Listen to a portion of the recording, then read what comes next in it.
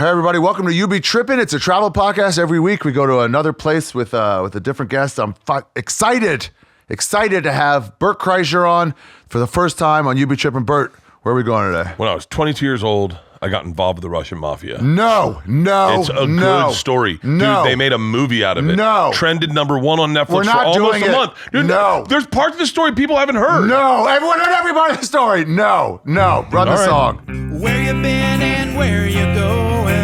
This is Ari's travel show, yeah. We're gonna talk about travel today. It's You Be Trippin, yeah. Are we drinking? Yeah. Okay, good. Okay. Good. And we're all right. Well, that's include that. Yeah. We're back. Bert, where do you want to go? So, this is, I swear to God, there's 2 things I regret in life. Okay. Number one regret. You called me one day and you said, hey man, you got this new podcast called Open Tabs. I would like to help you with that. I want to do it with you. I was thinking about it today. I wish I'd done that. Yeah, I wish I'd done that. I thought about it today when you said like I was searching this and this. Yeah, and I was like, I don't know, because I didn't know what I wanted to do with it. And then it was that time people were buying television, and I wondered if it was going to be a television show. And you said, no, we should bring on comics. We should bring on just celebrities. Open your laptop. And just open your laptop and let's see what you've been Googling. Let's see what you look at. They can easily go, you can't show that one. I'm like, sure, we won't. Oh, I had something on my phone the other day that I was looking at, and I was like, this is exactly what Ari was talking about. Like if you pulled it up, it was scuba diving caves only, whatever. But this, is it crazy that Pornhub, you have to create an account in Texas? What are they talking about with their freedoms? Does that? The origin of every NBA's team names. Ooh, and why is WNBA so allergic to the S? What do you mean? WNBA, they're like mystic links with an X. Save like they don't have plurality.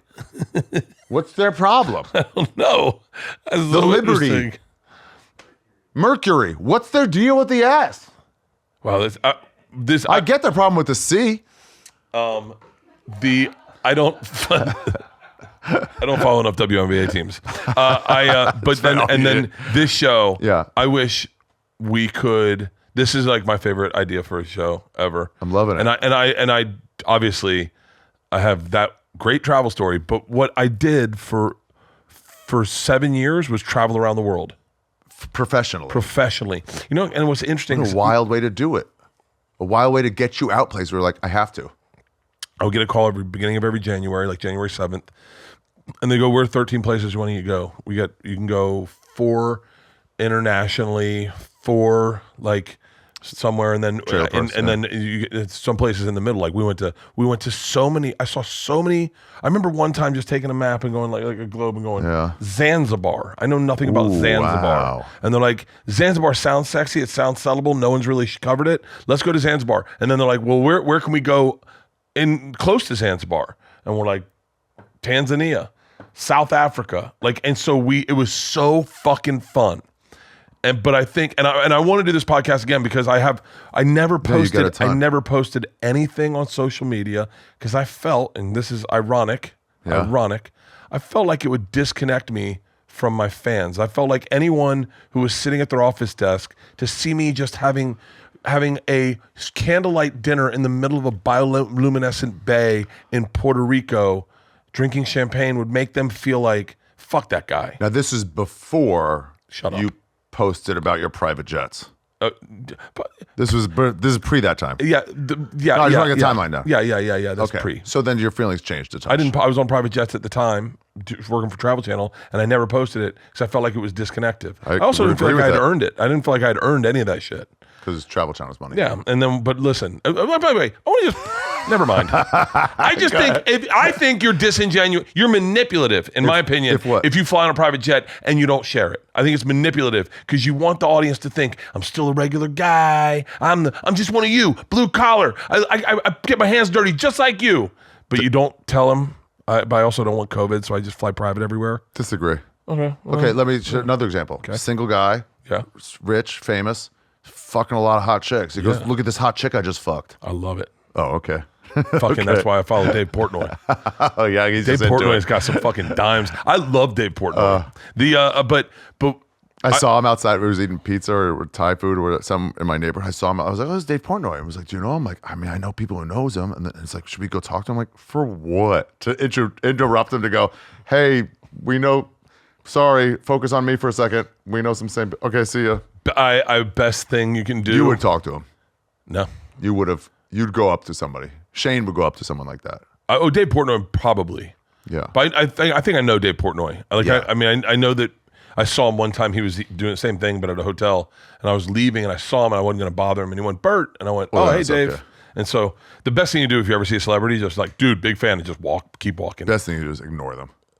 No, Don't say a word. That's why they do it. They're narcissists. Everyone who gets on that stage, who gets in front of the camera, who sits in hair and makeup, the reason they do it is to fill a void inside You're different, single buddy. You're one different of than other us. people. You have a void. You have a void. Yeah, but I don't fill it with people fucking bothering me in the middle of the day. Where are we going today, Bert? Let's go to Vietnam. Yo! Yeah. Vietnam changed my cultural DNA.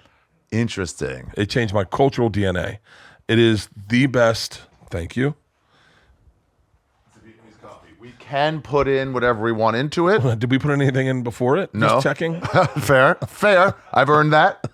It's a regret I'll live with. At Mark Norman's bachelor party, we're at a strip club, and Ari pulls me aside and he goes, "You have to know, I will never drug you again. I promise." I needed you to have a good time. And I was like, I might have to get around. I can't have you like second guessing it. No, so this is Vietnamese coffee. Yeah.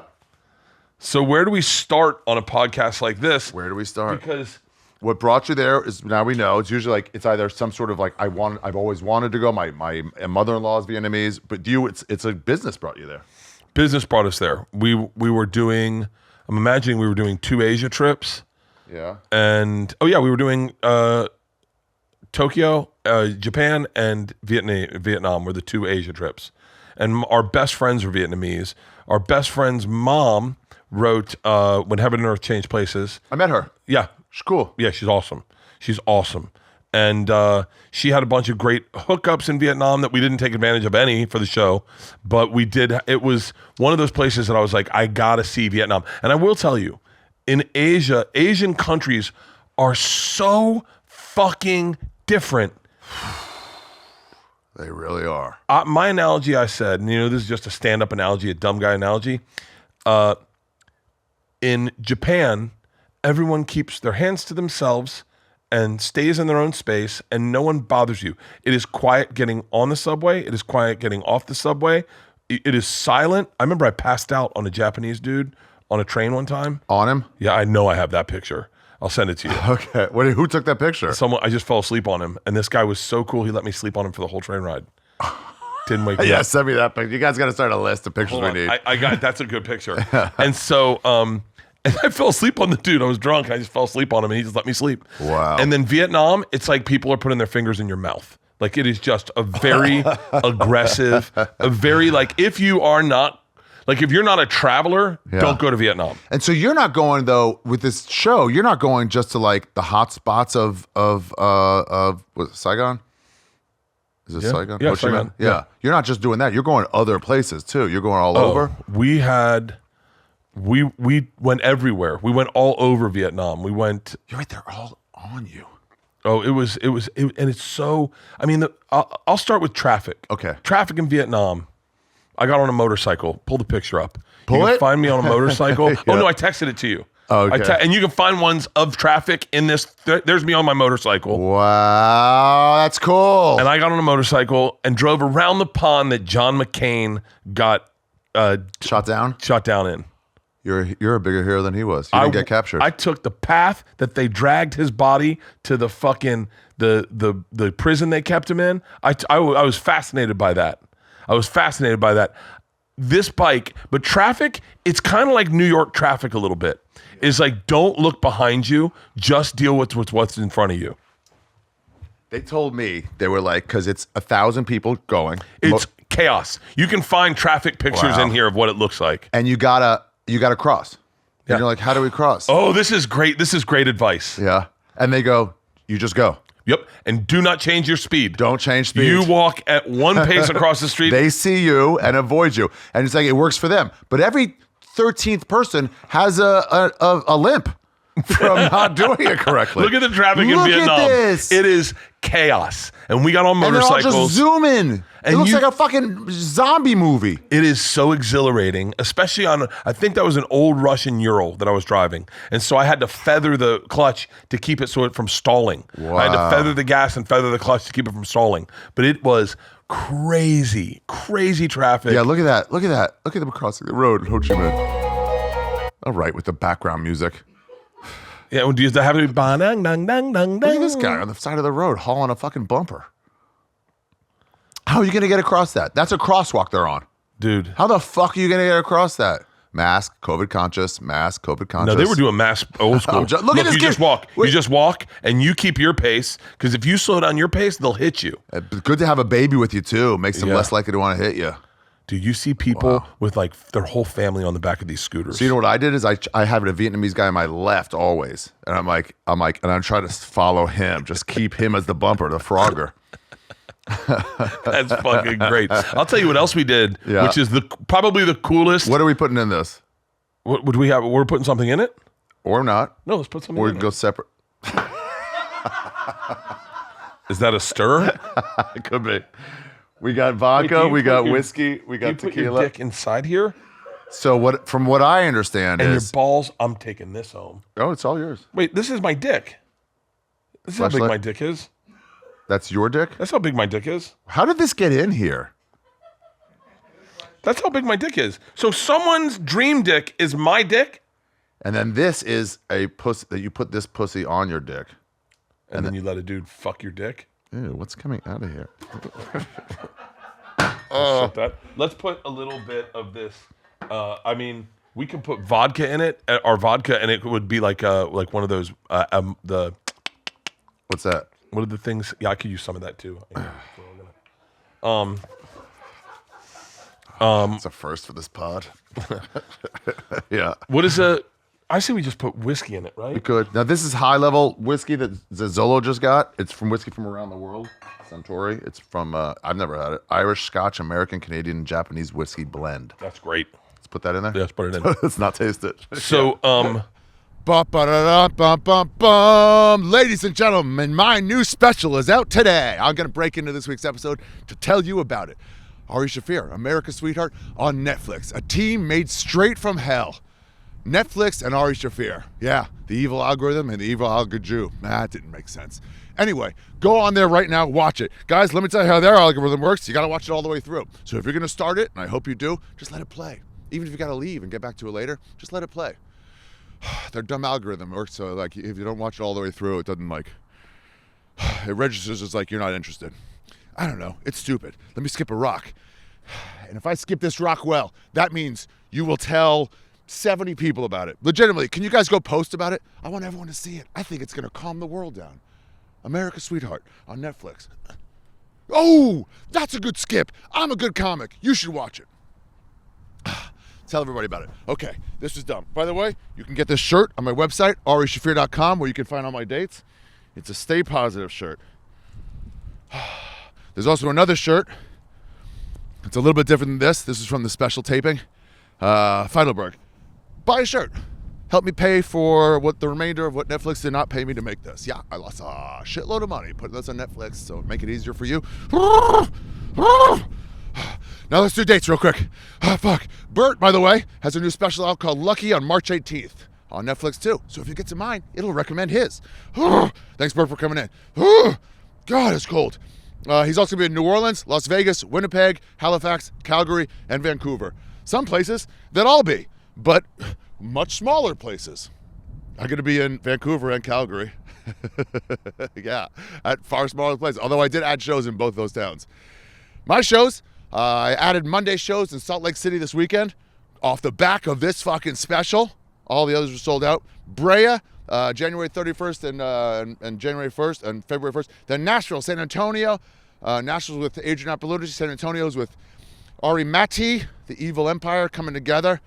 Tampa, Denver with Colin Tyrrell is coming to me in Denver. Schaumburg, I think that's with Adrian. Atlanta, Portland, second show added in Portland, both with Adrian. San Jose, Orlando, Fort Lauderdale, Seattle, Vancouver, Calgary, Edmonton, and finally Anchorage in June. And then that's the end of my tour. Guys, get tickets right now at AriShaffir.com. The new AriShaffir.com. Buy a shirt. Watch the special. Let's get back to the episode. I love the world. I'm excited. It took a while. It took a while for me to get into my head that I have a new special out that I worked really hard on. And hopefully you get it. Where I just want everyone to calm the fuck down, get off the news, and enjoy your lives. Look at it. It's beautiful out here. It's beautiful out here. I'm far away from any sort of fire. I actually would love a fire right now. I would legitimately love a fire right now. Like if all this went up, homeless people of LA, can we ship them out here? Let's get back to the episode. Vietnam. Oh, warm thoughts. Vietnam. Okay, here we go. So let me start off our trip and tell you, because Okay. I want to. It's very, very difficult for me because I want to share all the things we did, but I think I got to do it sequentially for it to make sense. Okay. So the first thing we did is we landed in Vietnam. We took all our bags to a dock. We got on a speedboat. This thing fucking hauls ass. By the way, best sandwich I've ever had in my entire life. Right, I can tell you the banh mi. exact street. It was on a side. They had a lady with a sterno and a steel thing making egg sandwiches, eggs over easy in the Vietnamese bun. So it's so light and crispy, so airy. She'd take shredded pork and just the right amount of hot sauce. And so I went and I walking around, they're loading gear on the back on this speedboat to get us to our junk boat. So as they're loading gear, I'm sure I got a picture of all the bags sitting there. Yeah. And I'm just walking around and I see this lady and I go, I could use an egg sandwich. And I take one bite and I said, how many eggs do you have left? And she shows me, and I said, I want you to make as many sandwiches as you can. Clean them out. I want to buy them all for my crew. This reminds me of when you bought $100 of Taco Bell for our ski trip. Buddy, my mouth is That's the whole watering. store. The egg sandwich in Vietnam that you get on the street is the greatest sandwich I've ever had in my life. And I bought probably 15 to 20 of them, took them to my crew, and as I handed them out, I watched the look on their face. Everyone was like, what the fuck? That was my first moment in Vietnam. That bread in Vietnam is The bread is so fresh. fucking fresh. It is so fresh. And I can actually tell you where you can get this sandwich because I've gone, when I think of food, I go and think of the sandwich and I go on my map to look for this fucking sandwich. Do you do that? Do you go look at memory maps, like Google Maps, where like it was right here? It was right here. I know yes. it. And you can look stuff up sometimes with the Google Earth. We landed in, Look, here's all our gear on that boat. We're loading the boat. So wherever this exact picture is, one block north is where December 7th, 2014 is. I can find exactly where that is on the map and tell you exactly where you can get this goddamn sandwich. There's it was no so way good. it's still there. Was it a store or was it a stand? It was a stand. It was a stand. I mean, it could be. How long ago was this? 7, 8 years ago? This was 2014. Wow. Dude, in Cat High.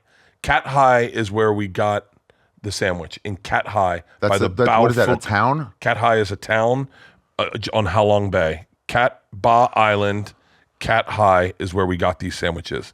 And it was the greatest fucking sandwich. So first of all, you got to tell, Halong Bay there were 2 things I wanted to go when I went to Southeast Asia. And I went to one of them. And second was Halong Bay. I didn't make it in 4 months. If you're I'm going to try to put together. If you're 25, Okay. I want you to get 13 of your best friends. You're going to have 14 people total. You're going to rent a junk boat in Halong Bay. Damn. And it is going to cost you roughly, I think, there's prettier. You can find that's not our junk boat. That's the one to get. There's prettier. The one we stayed in was gorgeous. See if you can find my junk boat. My specific junk boat was fucking Wow, look at beautiful. those. It slept our whole crew. We had a crew of 13. Looks like a fucking It slept log. a whole crew in beautiful quarters. You had maids on it. You had cooks on it.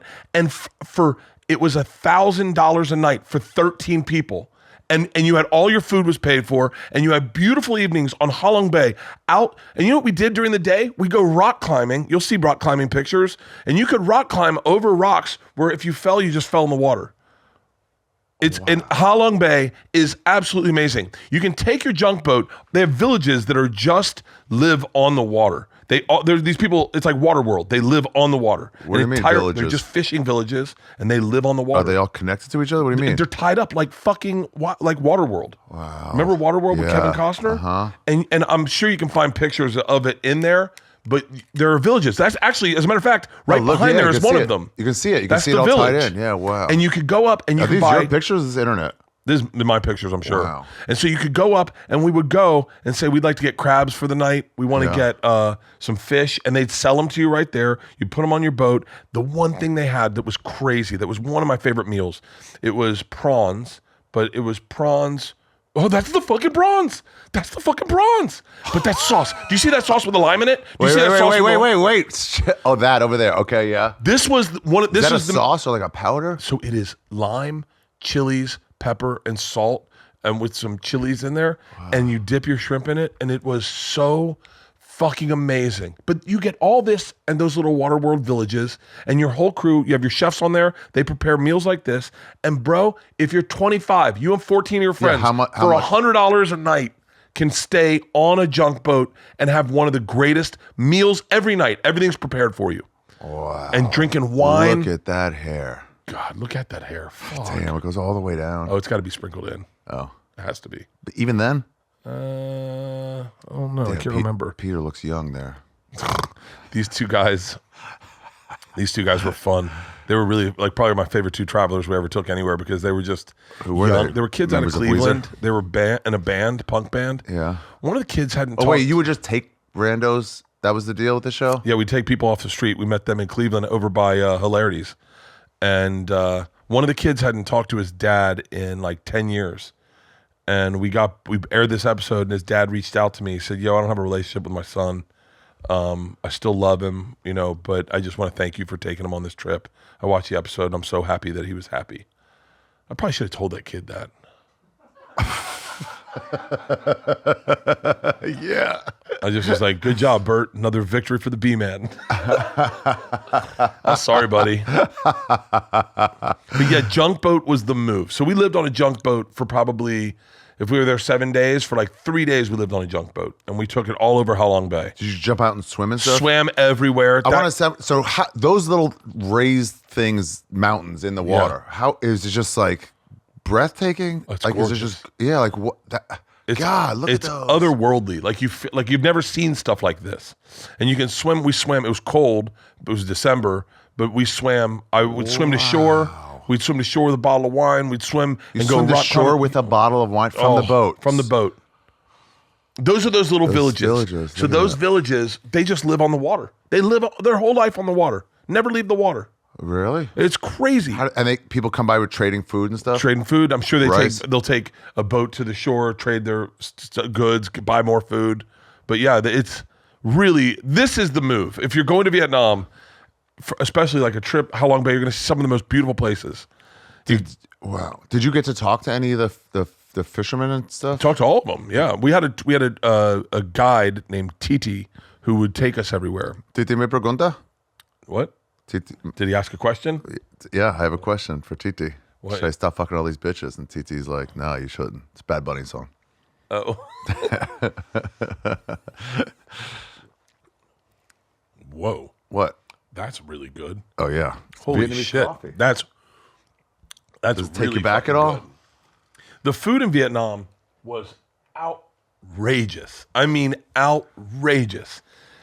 I was blown away by how everything I ate it felt farm to table. Like everything was fresh. Everything was clean textures. That dipping sauce for the prawns, man. Oh, you go into the alleys and get lost, and you just sit down. We got to talk about this. Okay. What are you sitting on? I have no idea. It's tough to see. But they're these little chairs that are like this big, plastic for kindergarten classes. Yeah. And they stack them up, and then everyone just sits on them. Look how short they are. And everyone just sits in these places all over Southeast Asia. And the lady just cooks for you right there. What the fuck's she even cooking? There's a whole kitchen in an alley. But this is the difference between Japan and here. Is Japan is like, it's like everything's a little like Disney-fied, and then you go here and it's like, Oh, these are benches. Okay. and you're walking through, and then the lady, I mean, This. I'm going to do the horrific Vietnamese accent. This is what I'm talking about. Yeah, those little, they're like little step stools. Yeah. And then she just sees you and she's like, "You eat now. You eat now. Sit down. Be big American. Big American eat a lot of food." Wow. And you're like, "Yeah." Guys, wait, go back Look to at that that. Look at the fucking food. one. Wow. Go back to the other one. Guys, today's episode of You Be Trippin is brought to you by Pho Thuy. If you're in some fucking alley in some goddamn town in Vietnam, look no further than Pho Thuy for your best, freshest food. 5,000 baht. 5,000 baht per kilo. Dude, Now they back to the love me. episode. So the Vietnamese people love me. Yeah. Love me because my energy's big. My energy's American. Yeah. And they kind of celebrate the idea that I'm not Vietnamese. You know, like that. Like, okay, so hold on. So let's okay. So this is the story. This is my favorite story. Okay. So every episode we have a tent pole, you know, an act 4 of like something wild. So we land in Banh Mi. We land in whatever high. I'm thinking of the food. He's like, ooh, and then we went to pho. We went after that. Dude, I fucked pho up. But so our tent pole was going into the world's largest cave. That was our act 4. We're going to do a 6-hour hike into the jungle, into the world's largest cave. What's so interesting is I so much don't remember these parts of my life that I heard a guy on Rogan one time talk about going to this exact cave. It was this whole episode is him. This is what he did. And I remember going like, that seems cool. And then I was like, wait, I think I've been there. And I was like, well, I've been on Rogan like 35 times. I never once talked about any of the cool shit I ever did.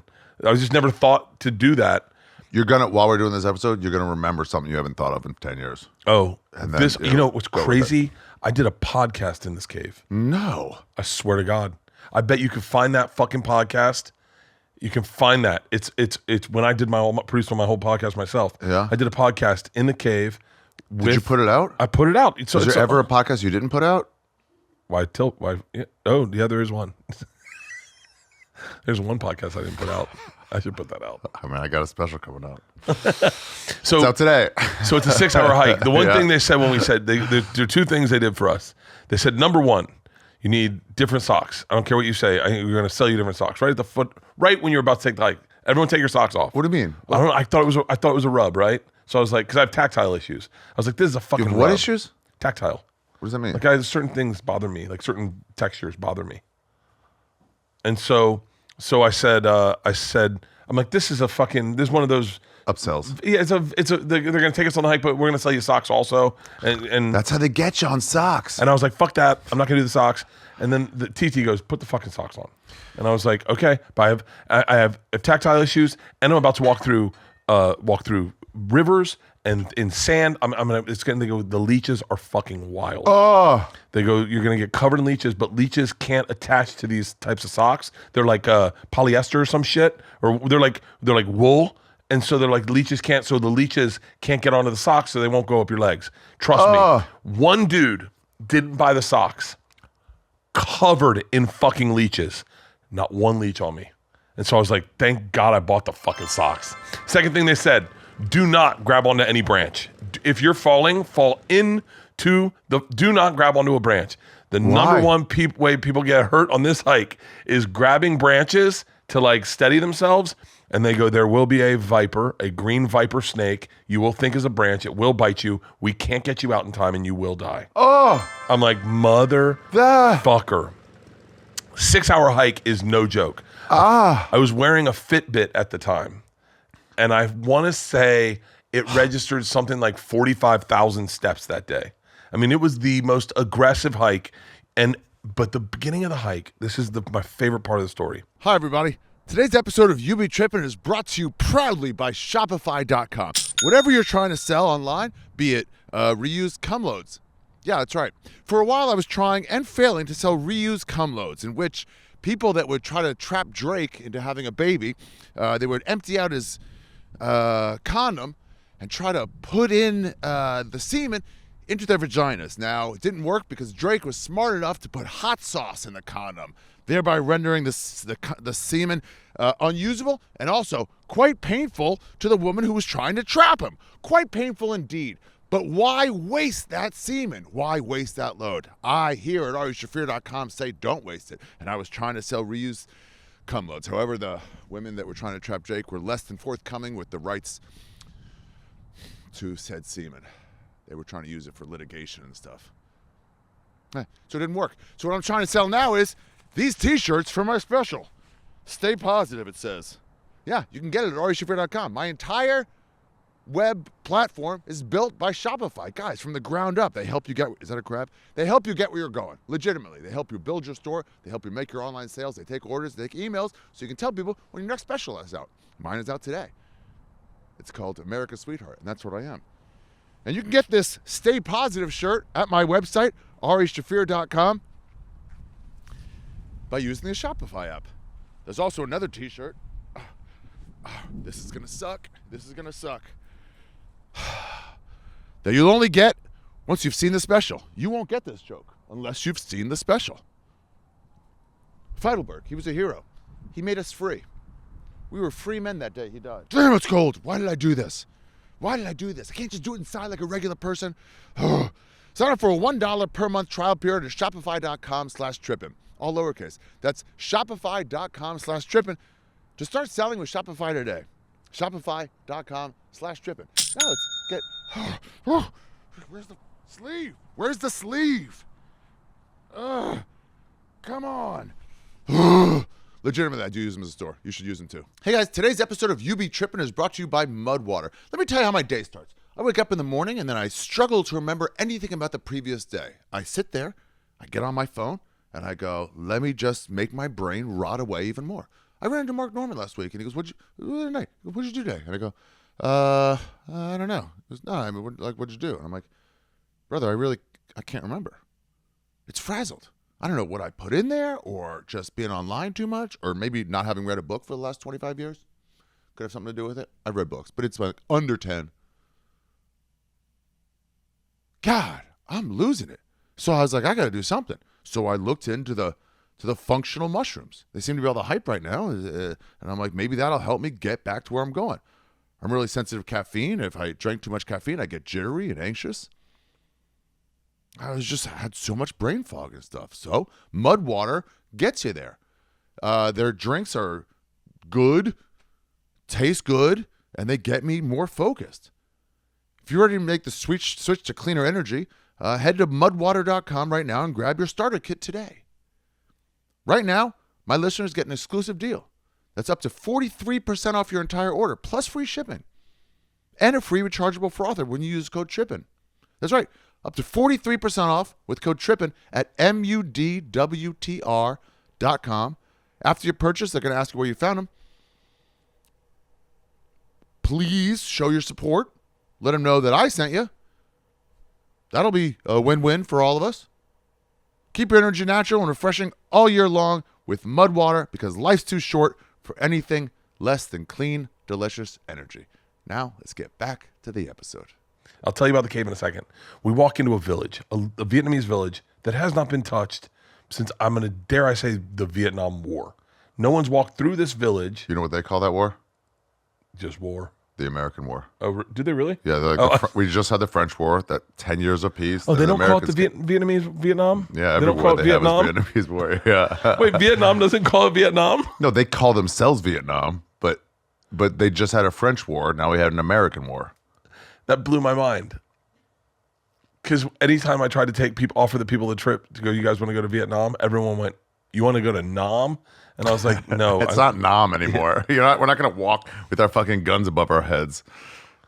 That's crazy. Yeah. So this village probably hasn't been touched, but Americans haven't walked into it in fucking 60 years, whatever. Yeah. So we walk in this village. It was crazy because a woman was squatting, smoking a cigarette, looking at me through a missing wooden panel in her house, like squatting and smoking and just sizing me up. And I was like, oh, I guarantee you, she was older. I guarantee you she saw white men like me walk through this village during the Vietnam War, and she is fucking triggered.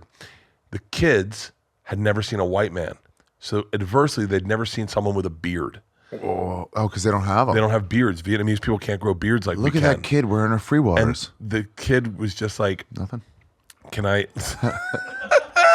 That's a good one. Thanks. The kid's like, I think that's TT. He goes, all the kids were staring at me. The kids were like mesmerized by me.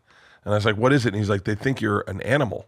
They think you're like an animal, like that came out of the woods. You're not an animal at all. You're a machine. I said, no. I said, they don't know what your facial hair. They've never seen facial hair. And one kid goes, can I touch it? And I was like, yeah.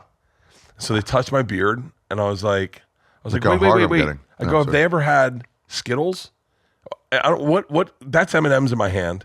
But I go, have they ever had M&M's or Skittles? And he was like, no. And I had a ton of candy with me. So I break out. Nobody's gonna accuse you of making that part up. I break out fucking Skittles and M&M's, and I watch these kids try Skittles and M&M's for the first time in their life, and they're just like, dude, they can never go back. They were like, can I have more of that? And then I was like, yeah, but you got to touch my beard. And then they touch my beard. I go, roar, and then I give them candy, and it was kind of got creepy. They were like, hey, stop making them touch you. but Look how happy that kid looks. Oh, but they were all touching my beard. They're like, weird. You do pictures of all the kids? Those are the kids. What is that? First of all, badass outfit. That's something Schultz would wear right now. That ABBA EXO style, alternative style. Whoa, look how grizzled they are. Yeah. K-pop. And so we go into that village. We sat. We had dinner with them, or we ate lunch with them. And these were all the kids. This is me feeding them all candy. Oh, remind me later. We got to talk about stray dogs. But do not pet those dogs. They've never washed a dog. Yeah, man, you see the fleas on it. Like, oh. The other thing that blew me away is how they just burn garbage. Like garbage goes in the front, they just burn it everywhere. I forgot about that. They burn garbage everywhere. They stand over it as if it's a campfire. Yeah, the river passages were pretty hectic. What do you mean? Like walking through the rivers to get to this cave, because you get to the cave and it is, I think, pull up the name of the cave. There's interesting facts. I think you could put the Empire State Building in this cave. That's how big this cave is. Why would you do that? Look at that. Look at this thing. It is absolutely crazy. And so you were in there for 6 hours? So we hike 6 hours in, and it's an aggressive hike. $450 to do this tour. Well, that's $152. That's what I'm interested in. And then you guys sure laugh a lot in there. But you camp on this beach. Yeah. You camp on this beach. Oh, it's a beach in the cave. Inside the cave, there's a beach in the cave. And you go in the water. It's fucking great. You cook in there. I did a podcast. Did you find the podcast? No, I haven't found it yet. That's when it was audio only. It's just audio. Those are the best times. Just audio. But you have pictures. I have pictures of us in the cave. Let me see those. So, wow. What is it? You walk some on land, then some in the water, then some back to on land? This is the cave. Look how quickly the darkness comes. Oh, it gets so dark and quiet in the cave, and then you hear bats. Like, yeah. Did you do the thing where you turn your lights off for a second, and then just see how dark it really is? We did that. I did that once in Costa Rica, and we were spelunking, and they did that, and I've never had a more severe panic attack in my life. We had there's this cave area in northern Thailand, and it was like this guy discovered like 30 caves, John Spies, and so it's like he takes you on some hikes on them. And at the end of two of them, one of them we went like, let's turn off our flashlights for a second and see, and it's like you can't see, there's no change. Nothing, like this. Nothing. So the next day we did it, and one guy kept freaking out. Dude, like, let's turn off your lights, and they immediately turn it back on, and then they're like, all right, but we're gonna turn off your lights so we can see what the darkness is. It's like, okay, and then immediately back on. We're like, let's leave it off for a minute. I couldn't do it. I left it off for like a full minute. Like that was 2 seconds. Yeah, yeah. I got lost in this cave, not lost, but took a hike and ended up on the other side of the cave. On the other side of the cave is like, keep going, scrolling through these. There's one picture where you can see. So you're camping there. Yeah, we're camping in there. Look how big it is compared to those tents. Oh, this cave is so fucking massive. Where's that? Let me see if I can find that, where that cave is on here. Yeah. Because there's one picture. But even the outside is gorgeous. I mean, it's just like a jungle. Oh. There's one picture where you can see I'm standing on a rock. Yeah. And you're living in LA at this point or New York? I'm living in LA. I have 2 kids. I came back from this trip, and man, it was Christmas time. It was December 14th is when we took this trip, and I came back and I had to go to Christmas parties, and I hadn't my fucking hours were wildly off. I mean, I think we left your hours. We left Vietnam to go to Japan. That's the other side of the cave, which is fucking. There's a Travel Channel pose. I had so much, but that's the other side of the cave, so you can walk through the cave. and go out the other side. And the other side's fucking gorgeous. There's waterfalls. There's me doing a read. Wow. Yeah. Damn, it's so big. It's crazy, Ari, because even in this, I was working so much that you don't really get to like have a moment to like stop and go, man, this is wild. You almost like, because also, I have anxiety, and I know I had to swim with whale sharks in like 3 days after this. Could say one of my biggest regrets? What? My first commercial I ever did for Kia. Mm-hmm. They flew us out to Monument Valley, shot 2 commercials, mine in one day, and then, or a few days, and theirs a few days, some overlap. And they go, hey, you're not working tomorrow until the afternoon. I'm so tired from waking up early. He goes, but they're shooting at the Grand Canyon. Do you want to just go? And I'm like, no, I want to sleep in. And I'd never been. And it was another 15 years till I ever went. And it was like, what am I doing? Get up and go to the Grand fucking Canyon. Grand Canyon. And when you're in like shooting all day, I can see you going like, oh, I don't have time to just go off on a hike by myself. No, you just go like, and then we had to hike 6 hours out. So like you have all this stuff in your head of like what I gotta do. Do you remember the smell at all? Yeah, it was musky. All caves smell alike, I think. I mean, Vietnam in general, even the outside. I don't remember the smell. So you live in LA. Yeah. I live in New York, which is way more concrete jungle. When you get out to there, whatever that was, where you see the outside of it and just like this jungly trees, it's like 100% nature. Yeah. It's like it's kind of not unsettling, but it's like, oh, this is what it's like to be in the land. I keep thinking like people. Look at this. Imagine being out in this. There's nothing. No one there. cuts that grass.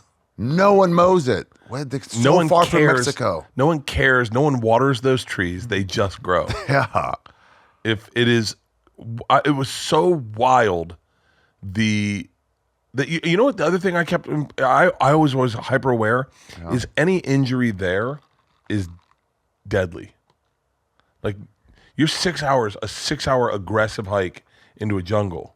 You break an ankle, and all of a sudden it becomes a real issue for everyone. We all have to walk you out. And like everyone's trusting that the guy leading us, we had porters for this. So we had dudes carrying Chris? all the stuff, Chris Porter, Yeah. Jason Porter. Yeah. No, we had porters carrying all our gear. So these porters were carrying 300-pound packs with our tents, our food, the kitchen, the pans, the pots, and we were carrying a backpack, if that. But these porters were carrying like 300-pound packs out there. And then you're trusting that they know where they go. And have you ever been lost in the woods? Yeah. Too much. For real? Yeah, it's scary as fuck. The scariest. As soon as feeling. you're like, that's fine, it's fine, it's fine, and then the sun starts to go, you see it just over the hump, and you're like, oh, I might die out here. When do the night animals come? Even when you're like 3 hours away, and you're like, hey, this is getting real. Yeah. There is a. If you're listening to this podcast and you know that feeling, just raise your hand, because there's a moment where you go, hold on, wait, should we take a left or do it right? And then if you have more than one person, And somebody's fucking around, I was like, hey, stop fucking around for a second. We gotta find this. yeah, guys, this is fucking real. Yeah. we got lost in the woods in Wisconsin one time. Yeah. and it was the worst way to get lost. We took a couple to go. The guy was going to propose. We took him to a waterfall for him to propose. He proposed. She said no. And then we got lost on our walk back. Oh, she said no. She said yes for the camera, but no to him. And it was like, oh. And then we got lost on the walk back. No one's talking. We get lost, and the sun just starts to go down, and we started fighting over whether we take a left or we go straight. And I was certain it was left. And all the women were certain it was straight. And we went straight, and we got really fucking lost. So there is a bit of a nice. At least you bitches were wrong. Oh, you know, it took. You know what I did? Because you don't want to be the one wrong. I'd rather be dead than be wrong. No cell phone service. No cell phone service, and we're just fucking hoping a walkie-talkie we get close enough so we can get to someone to walkie-talkie. And then we got Tyler was our cameraman, and he was back at the vans, and he just started honking the horn to give you like a like he knew we were lost, and he just started honking the horn, and we were like, I hear the horn, and we're like, just start walking towards the horn. Wow, dude. But when you go out there, you realize if the lead guy has a heart attack and we don't know where we are anymore, we'll never find our way out of here. It's a movie. I'm with the guide. We're fine. It's like, oh, the guy the rock fell on his head. He's dead. Yeah. I think of that. I think that's why I have anxiety. Like when I go surfing, I always think I'm on blood thinners. If I get bit by a shark, I will bleed out. Like I'll die. This is why am I going surfing? If I get bit by a shark, very minor bite, I will bleed out. But here's what should calm you down. If you get a very major bite, anyone would bleed out. Yeah. So really, the blood thinners don't matter in that instance. Yeah, I guess. Yeah. The Dude, one time me and Matt Egger were walking, we were hiking with Benji Aflalo's dog, this little fucking chihuahua. We're lost in one of the hikes near LA. And I mean, we're just like, let's take this side thing. And we're just fucked. And it's like, sun's coming down. We're starting to get worried. We have to like get through brush and like stickers and stuff. And we're like handing the dog over because he can't get through. Yeah. And we finally just like, oh, there's a fucking path. And we're like, oh. And right then there was this beautiful dog, this other dog. And we're like, hey, what's up, buddy? How you doing? I was so excited. I was so petting this dog. And then we started walking away. And Matt's like, dude, you handled that really well. And I was like, yeah, I mean, I was excited to be back on the path. He goes, no, but you played it cool. And I was like, what do you mean? He goes, the dog, the owners. He was like, who's that? He's like, the lead singer of My Morning Glory, Mila Kunis and Ashton Kutcher. And I was like, didn't even glance at them. Are you serious? That's how I played it cool. Did not even glance. Hey, can someone get me a glass on the rocks? I want to have a real whiskey. There you go. Hey, so wait, can I? Los dos, porfa. Can I don't know why I thought of this. Can I backtrack one? Because I want to tell you. Yeah, 100%. My favorite part of this trip, I have a story that I've told on stage. I think I've told it on one of your storytelling shows. Okay. But this is not happening? No, I think I did, but. Oh, one of the live ones. One of the live ones, yeah. But we ended up going to a Farmstay. I want to tell you about the Farmstay. That's a good, it's a good story. I thought about it for a second, 10 minutes ago, and I was like, we actually, when you said like, I never appreciated this, I was like, no, I know a story where you did appreciate it. Yes. So, but if you go back and you can find these pictures, that day on the motorcycle, exploring, I think it was Ho Chi Minh City, or exploring that city was crazy. And one of the things we did, and this is possibly one of the most unique things I've ever done traveling, is we got our ears cleaned. Have you ever gotten your ears cleaned? No, what? So, can you find the pictures? They're called ear pickers, and what they do is they go into your ears. Look at your face. There's actually, you know what? There's a video of this on YouTube. Look at you staring at this guy who doesn't talk to his dad. This. That's all the pain of not having a father figure in his life. Is there a picture of the utensils? Can we get a second Someone one? who doesn't drink Second whiskey? glass? Yeah, with lots of ice, just lots of it. It's Tom's fucking cheating us on ice. Yeah. So do you have more pictures of the tools in here? So they clean your ears. There's a video. Zoom in as hard as you can on Bert's ear there. You got to see what they're putting in your ears. I hope it's leeches. And there's a video on YouTube of it's called Ear Cleaning, Bert Kreischer. You'll find that is the whole thing. Go like this, like that, go like that, go like that. I want to see that ear. Get in that ear. But they go so on the side for like fucking $3. I mean, look, he's sitting on one of those seats. Yeah. I got to start writing travel stuff. I need to write an essay on those chairs. The one that he's sitting on. Did you find the ear cleaning video on YouTube? The back over there. It's Ear Cleaning Bert Kreischer, Vietnam. And you'll see, and it's the whole thing. But this is it. This is us driving all the things. Can I get permission to use this? Yeah. Thank you. So they go and you can get a haircut on the side of the street. Wow. On the other side that's the lake that, what's his name, fell into. McCain. On the other side of this. But they cut your hair. They shave you. They give you a shave on the side of the street for like $3 and then they clean your fucking ears. Straight razor shave. Oh. And then they clean your ears. You got to see the utensils they use to clean ears. Because Ari, they go in with needles and little knives. They shave the hair on the inside of your ear and they pull out Tootsie Rolls full of wax. Look at these are the Ari, these are the tools. Oh, thank you. These are the tools. Thank you. Thanks, Coke. Wait till you see what they pull out of his fucking ear. Look, they go in like this. Look at that. Dork. Wait till you see this. Wait till you see what they pull out of his ear. It's fucking amazing. Oh. It's a Tootsie Roll full of wax. Oh. I wish they had this in the States. I was get this done. blown away by what was in everyone's ears. What are you doing right there? I'm showing it to everyone. Those are jokes on my hand. Isn't that crazy? I'm still a comedian. Look at that. Look at they pulled out of his fucking ear. And by the way, all of a sudden, he goes, that's a fucking look at big he's going, hat. I can hear. Wow, he's like that kid where he hears for the first time. And He's like, what? Yeah. This is the coolest thing we did in all of Vietnam. In my opinion, this is the coolest thing because I was like, I wish they had that in the States because I really, really, really enjoyed. You don't drink ice with your whiskey? Taste it first, and then, Not me. I put some ice in if I need it. Okay.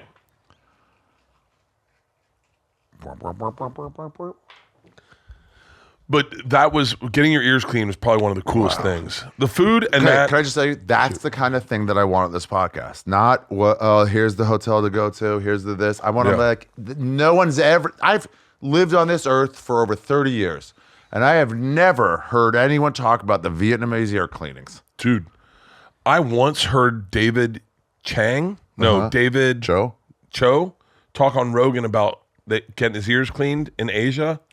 And I remember hearing it and going, what the fuck? Dude, I met the guy at the mothership, and I don't follow life. Yeah. So I'm like, who's this guy in a robe with like paint on his face? And I was talking to him. He was so interesting. I'm like, and then I told Joe, like, who's your friend with the robe, bro? He's fucking cool. He's like, he's an artist. I'm like, yeah, I could tell. Yeah, that guy's a fucking fascinating story. One painting, and he takes stock in Facebook. But he's living it right. Sounds like he's living it Dude, right. he's living the fucking best life. I would love to have that life. Tap me out. Give me $20 million. Come on to the podcast. But that ear picking thing was one of the coolest things. And so Did you hear better afterwards? I didn't have anything in my ears. My ears are clean as shit. I clean my ears every day. I just saw these, and I had to like the shit that was on the edges of them. I just kind of cleaned them out so it won't do any justice. It was like, ugh, that's in there always. Oh, I wish they had that in the United States. I think it's highly unsanitary. What? I never once saw the guy like dip his utensils in alcohol. Yeah, no, and I'm pretty sure we all got searing ear infections after that. But nothing's worse than the fucking infections we got after being in a hot tub with Norman. Remember that? Yeah. You remember that? Every one of us got his chlamydia. I told the guy, I was like, hey, I think something's wrong with your hot tub. He goes, I clean it literally every day. And he's like, who was any? I'm like, oh, fuck. Yeah. Eye infections, skin rashes. Everyone got styes. Yeah. Do you remember my hands wouldn't stop itching? I was like, what the fuck? Oh. You know what's really cool about this? So we took a train. So we took it was a good one. Thank you. Oh my God, that's crazy. What the fuck? That fart just set off your... I just said we took a train, and the pictures from the train just showed up on my phone.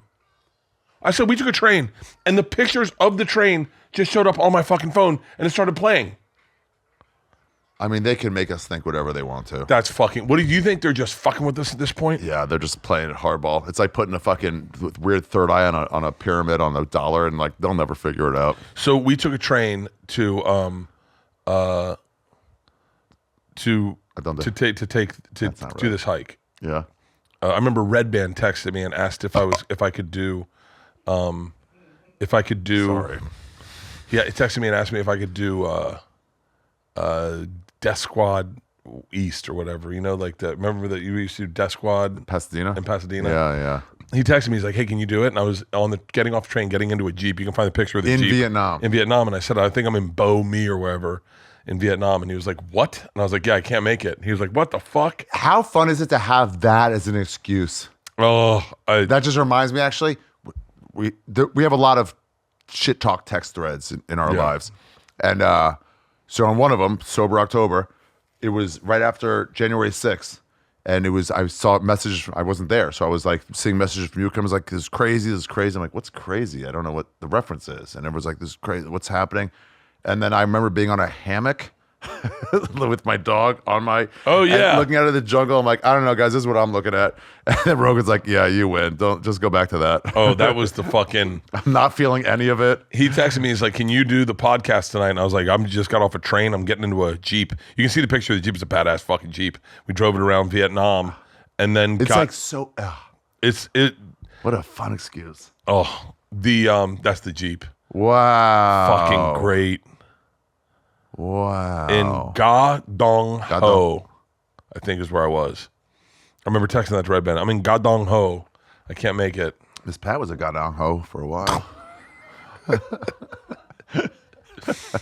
Did you see the clip of Miss Pat? Do you ever like repping you? Yeah.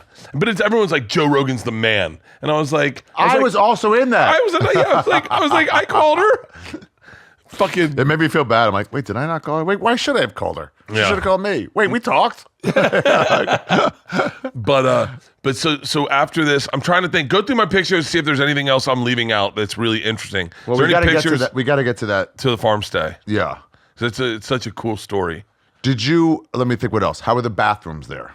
Did you experience any? Don't remember, but I think I shit in holes. Yeah.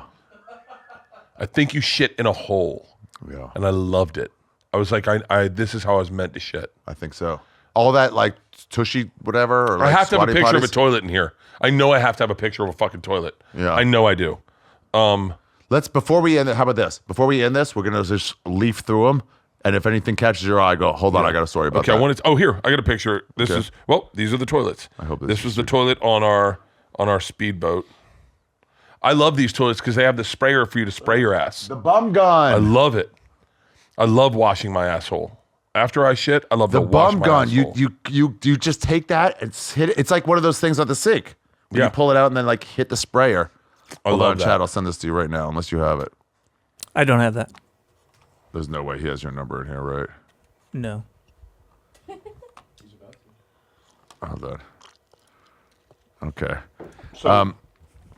So scroll the picture, see if there's anything interesting that pops. Well, what is this? Oh, I took some panoramics of Halong Bay. I'll send these to you. It was so fucking beautiful. I want to be there so bad. It was so beautiful. Ari, did you airdrop that to me or the studio computer here? No, I sent it to myself. I'm sending it to you right now. This is the speedboat we took to get to our junk boat, and it was all aluminum, and it was so fucking loud, and I had the biggest panic attack. Here's what's crazy. Can I tell you, do you ever look at bags that you miss? Bags. Oh, yeah. Look at Hey, these. you know what I'm trying to do? I'm trying to... Go Look ahead. at these two bags. These traveled around the world with me on Travel Channel. There's something to them. I just rode to Osprey, and I was like, I had this great bag that I traveled through Southeast Asia. It was just small enough to get on overhead, just small enough with a detachable thing. It's breaking. I used it. And I wrote them. They won't write me back. And I'm just like, guys, I used this bag, and I just listed the countries it's been to. And it's just like, as you say, you're like, oh, it was like your companion. So you want to know something wild? Look at all the stickers on it. We Look at, they got a Judah Freelander sticker. That means Judah Freelander has been to all these places. You know what I was doing at the time was I was taking. No, Brody was still alive. Oh, this is the podcast. Did you find the podcast? I couldn't find it. It's just audio. It's going to be on bertcast.com. Oh, okay. It's on Bertcast. It's just bertcast.com, and it'll be like early 60s, I'm guessing. Like it'll be one of the early ones. It's just audio. We did a podcast here, and these are the two guys, and this is where we ate. And we just had a beautiful fucking meal in the middle of this cave. On this tarp? And the sand was so fine. Oh, this is in the cave. What's crazy about these bags, and I got these are Kirkland bags. These are the best two bags I've ever owned. Kirkland from fucking Costco. Kirkland makes good products. Fuck yes. And I had so many. Today's episode of You Be Trippin is brought to you by Kirkland Products. When you're looking to save money and still want to not get the worst thing possible, look no further than Kirkland from Costco. Now back to the episode. I used to bring Brody Stevens' trading card with me places after he killed himself. Yeah. And I just take pictures of Brody. It went up in value. I'll tell you that. If you're a collector, you want to get those the day before. Someone just explained Bitcoin to me by those trading cards. Really? They're like, you can buy your trading card. My trading card sells for $200 a trading card if it's Yours does? if it's signed. Yeah. And I was I've like, seen so many of mine. and I was like, It sells for $2. I was like, well, that's crazy. Who cares about that? He goes, that's the whole point about Bitcoin. If you believe it's worth it, then it is worth it. You just got to believe. That's how That's how chiropractic works also. It's also it's how the U.S. government. China had paper money for years, for fucking hundreds of years. In America, no one would adopt it because they wanted to feel the weight in their hand. And then we went to war with France and Canada to try to win over fucking Canada or get back Boston or whatever the fuck it was. And we didn't have the money. We need $7,000. So one of the mayors is like, "Yo, let's just make $7,000 worth of paper. Tell them it's worth the money. And then when we go in, we'll win the war. We'll collect all their goods. And then that'll be what their paper is worth. They can trade their paper in and get their goods. It's money. It's money. That's what we're going to do. But everyone has to believe it, okay? So everyone's like, okay, we believe it. Even if you don't believe it, just say you believe it. Just say you believe it. Just say you believe it. And so everyone believed it. And then everyone was like, yo, paper's a lot easier. I can walk around and I don't feel paper floating around in my pocket. I don't have to take a bag of paper with me to the store. Like I can just put it right in my pocket. And then that's how we got It's like when you go to a hotel and they have this old style actual key, and you're like, "This is cute, but actually super lame. I can't put this in my wallet." Dude, you know what I was doing when I was traveling Travel Channel? Is I'd steal "Don't Disturb Me" signs. Wow. Because there were really cool ones. Like there was one in Hawaii of like what you could deem like a racist picture of a Hawaiian in a hammock with his feet up, and it's like "Not today, bro" or whatever. And I was like, I love that one. Are there any more pictures in there before we go to the Farmstay? I got in China. I have people send me money so I can put it up in my other studio, like just bills of places. You know, like in Key West or whatever. You know. Yeah. And so somebody sent me Chinese money. During COVID, they reprinted a new bill to honor like nurses and stuff and like doctors. Yeah, what is that fruit? That is dragon fruit. Dragon fruit. That's their breakfast shit. That's just, I mean, we ate so fucking clean. I lost so much weight on this trip because everything you eat's clean and we were walking everywhere. There's something about tropical fruit too that is just like the pineapples in that region. It's like, you're like, what the fuck? I've had things that remind you of pineapple until then. Do you know what's crazy is I was showing you the train. I was telling you the story about the train. We got on the train to go take it to Ho Chi Minh or whatever the fuck we had to go south. And as soon as I got on the train, I went, now by this is 2014. The machine story, I don't think I maybe had told it on Rogan, but it wasn't viral. No one really knew it. And we got on the train, I realized these are the same trains in Russia. Vietnam was still communist when I was there. They were still communist. Those were Russian trains. And I got on the train and I went, holy shit. I was like, this is the exact same size. And I was like, and Did you everyone start stealing from them too? I know I told the story to my crew. Yeah. And to the two kids. And I was like, yeah. And I go, I bet we can find the bar cart and I'll show you exactly how big the bar cart is. So we walked, we found the bar cart, and I was like, this is surreal. It was the identical train to the one we took in Russia.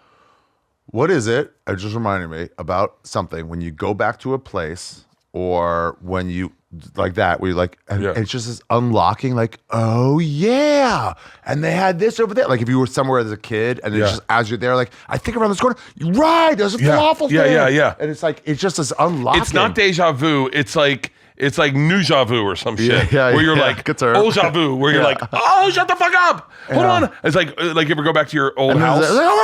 Yeah. Go back to your old neighborhood. Like I did that. I'd get emotional when I took my girls back to our first neighborhood. We lived in like a redneck neighborhood, and I drove my daughters through there, and I was like, that's the house I grew up in, and it's not impressive. I mean, it's like very, very small. Even after everyone bought property in Florida and tried to flip it to make it look nice, it is still track housing. It is. And the neighborhood just doesn't. And I was like, and I started going, there were Asian people that the Hoes lived right next door. And I was like, and that dog, there was a dog there that tried to attack me. They had a dog in there. I go, Corky Gaines lived down here. And they were like, what? And I go, Hernando Bernal lived in this house. And you just, and you unpack and you go, oh, I wonder if the old swing set's still up. And you go by and they're like, oh, they put a new one up. And your daughters have no one else can relate to it. No one else relates to it. It's like, I used to live here. And I'm like, cool story, bro. Did you see Arnold Schwarzenegger in his documentary went back to his childhood house and went to his bedroom and they dressed it like it was his bedroom? I was like, that had to be fucking wild. The man who lived there was a pussy. No lifting iron at all. My buddy Eddie one time goes, we're driving through Hollywood and he goes, I bet you $100 I can get us into this house. I was like, That's a bet. Let's do it. Pulled over, knocks on the door, and I'm just looking at him. He's smiling. Lady opens the door and he goes, hey, I grew up here. I was wondering if I could see my old room. Lady's like, "Oh, of course, come on in." Wow. I mean, Eddie is one of the smartest motherfuckers in the world. And but he had just no relation to that house. none. Yeah, that's great. And he was like, "Whoa, this has changed." She goes, "Yeah, they've renovated it a few times." Yeah. He's like, "This isn't even like, I couldn't even tell you where my room is." She goes, "Well, did you live downstairs?" He's like, "Yeah." Yeah. Sure. Look at the fucking food though, Ari. I mean, all the food the food was like, you know what I learned here? This is one of the things I learned. Big log burning. Explain. So you're not going to find a picture, or hopefully you'll find a picture. They would, instead of chopping firewood, they would simply take a huge log and lean it into the fire, and as it burned, just scoot it down. Just keep the log, move the log. So they would burn one big fucking piece of log and just let the whole log burn down, as opposed to like adding to the flame. Let it go up, right. Just keep moving the log.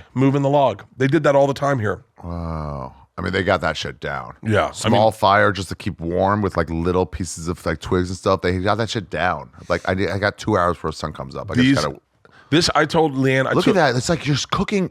Everything's there. The teapot, all these pots. It's just like, I know it's not more real food, but it's just like you're actually doing it right there. I don't know. There's some connection to it. Everyone squats and smokes. They squat like a catcher and smoke. The men, the women, everyone squats and smokes. And you're just like, they're so agile. Like everyone in Vietnam is agile. No fat people. Like it was just fat like, people is real. That's why they love me. Like big American, loud as fuck. Like you're what we heard about. Yeah. But so any more pictures? I'll see if I got any on my phone that are worth.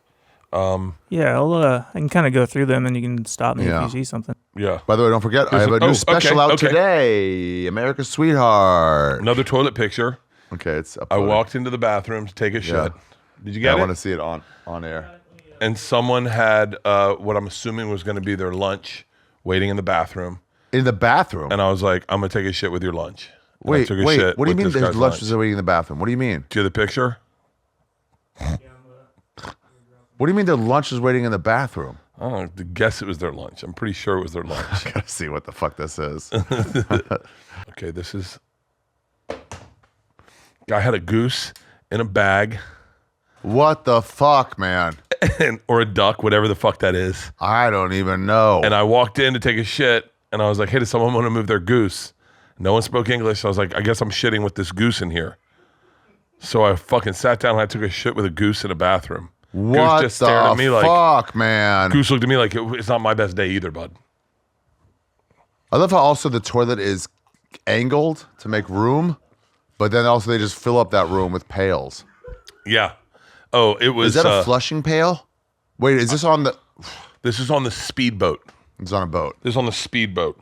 And then I sent you a picture. I want everyone, if I can do one thing, it's like, it's to implore people to go to Vietnam and do the things that you wouldn't normally do. And I'm telling you, a junk boat is the fucking move. $1,300 a day. You can put 14 people on it. More if you double up in beds, and show them what my bedroom looked like. And this is my bedroom on the junk boat. It's fun. You know what it reminded me of? Agatha Christie's Death on the Nile. That's our dining hall. Wow. So this is where everyone could eat. So it's real communal. It's real communal, and they have chefs that cook all your meals for you. What were the conversations like here at these dinners? That was me talking about getting involved with the Russian mafia. Because these are all your employees. These are all me employees. So what's interesting, Ari, you witnessed a little bit this today. No one on this crew would be allowed to pick a seat. I would tell everyone where they had to sit, because I knew the best way to direct conversation.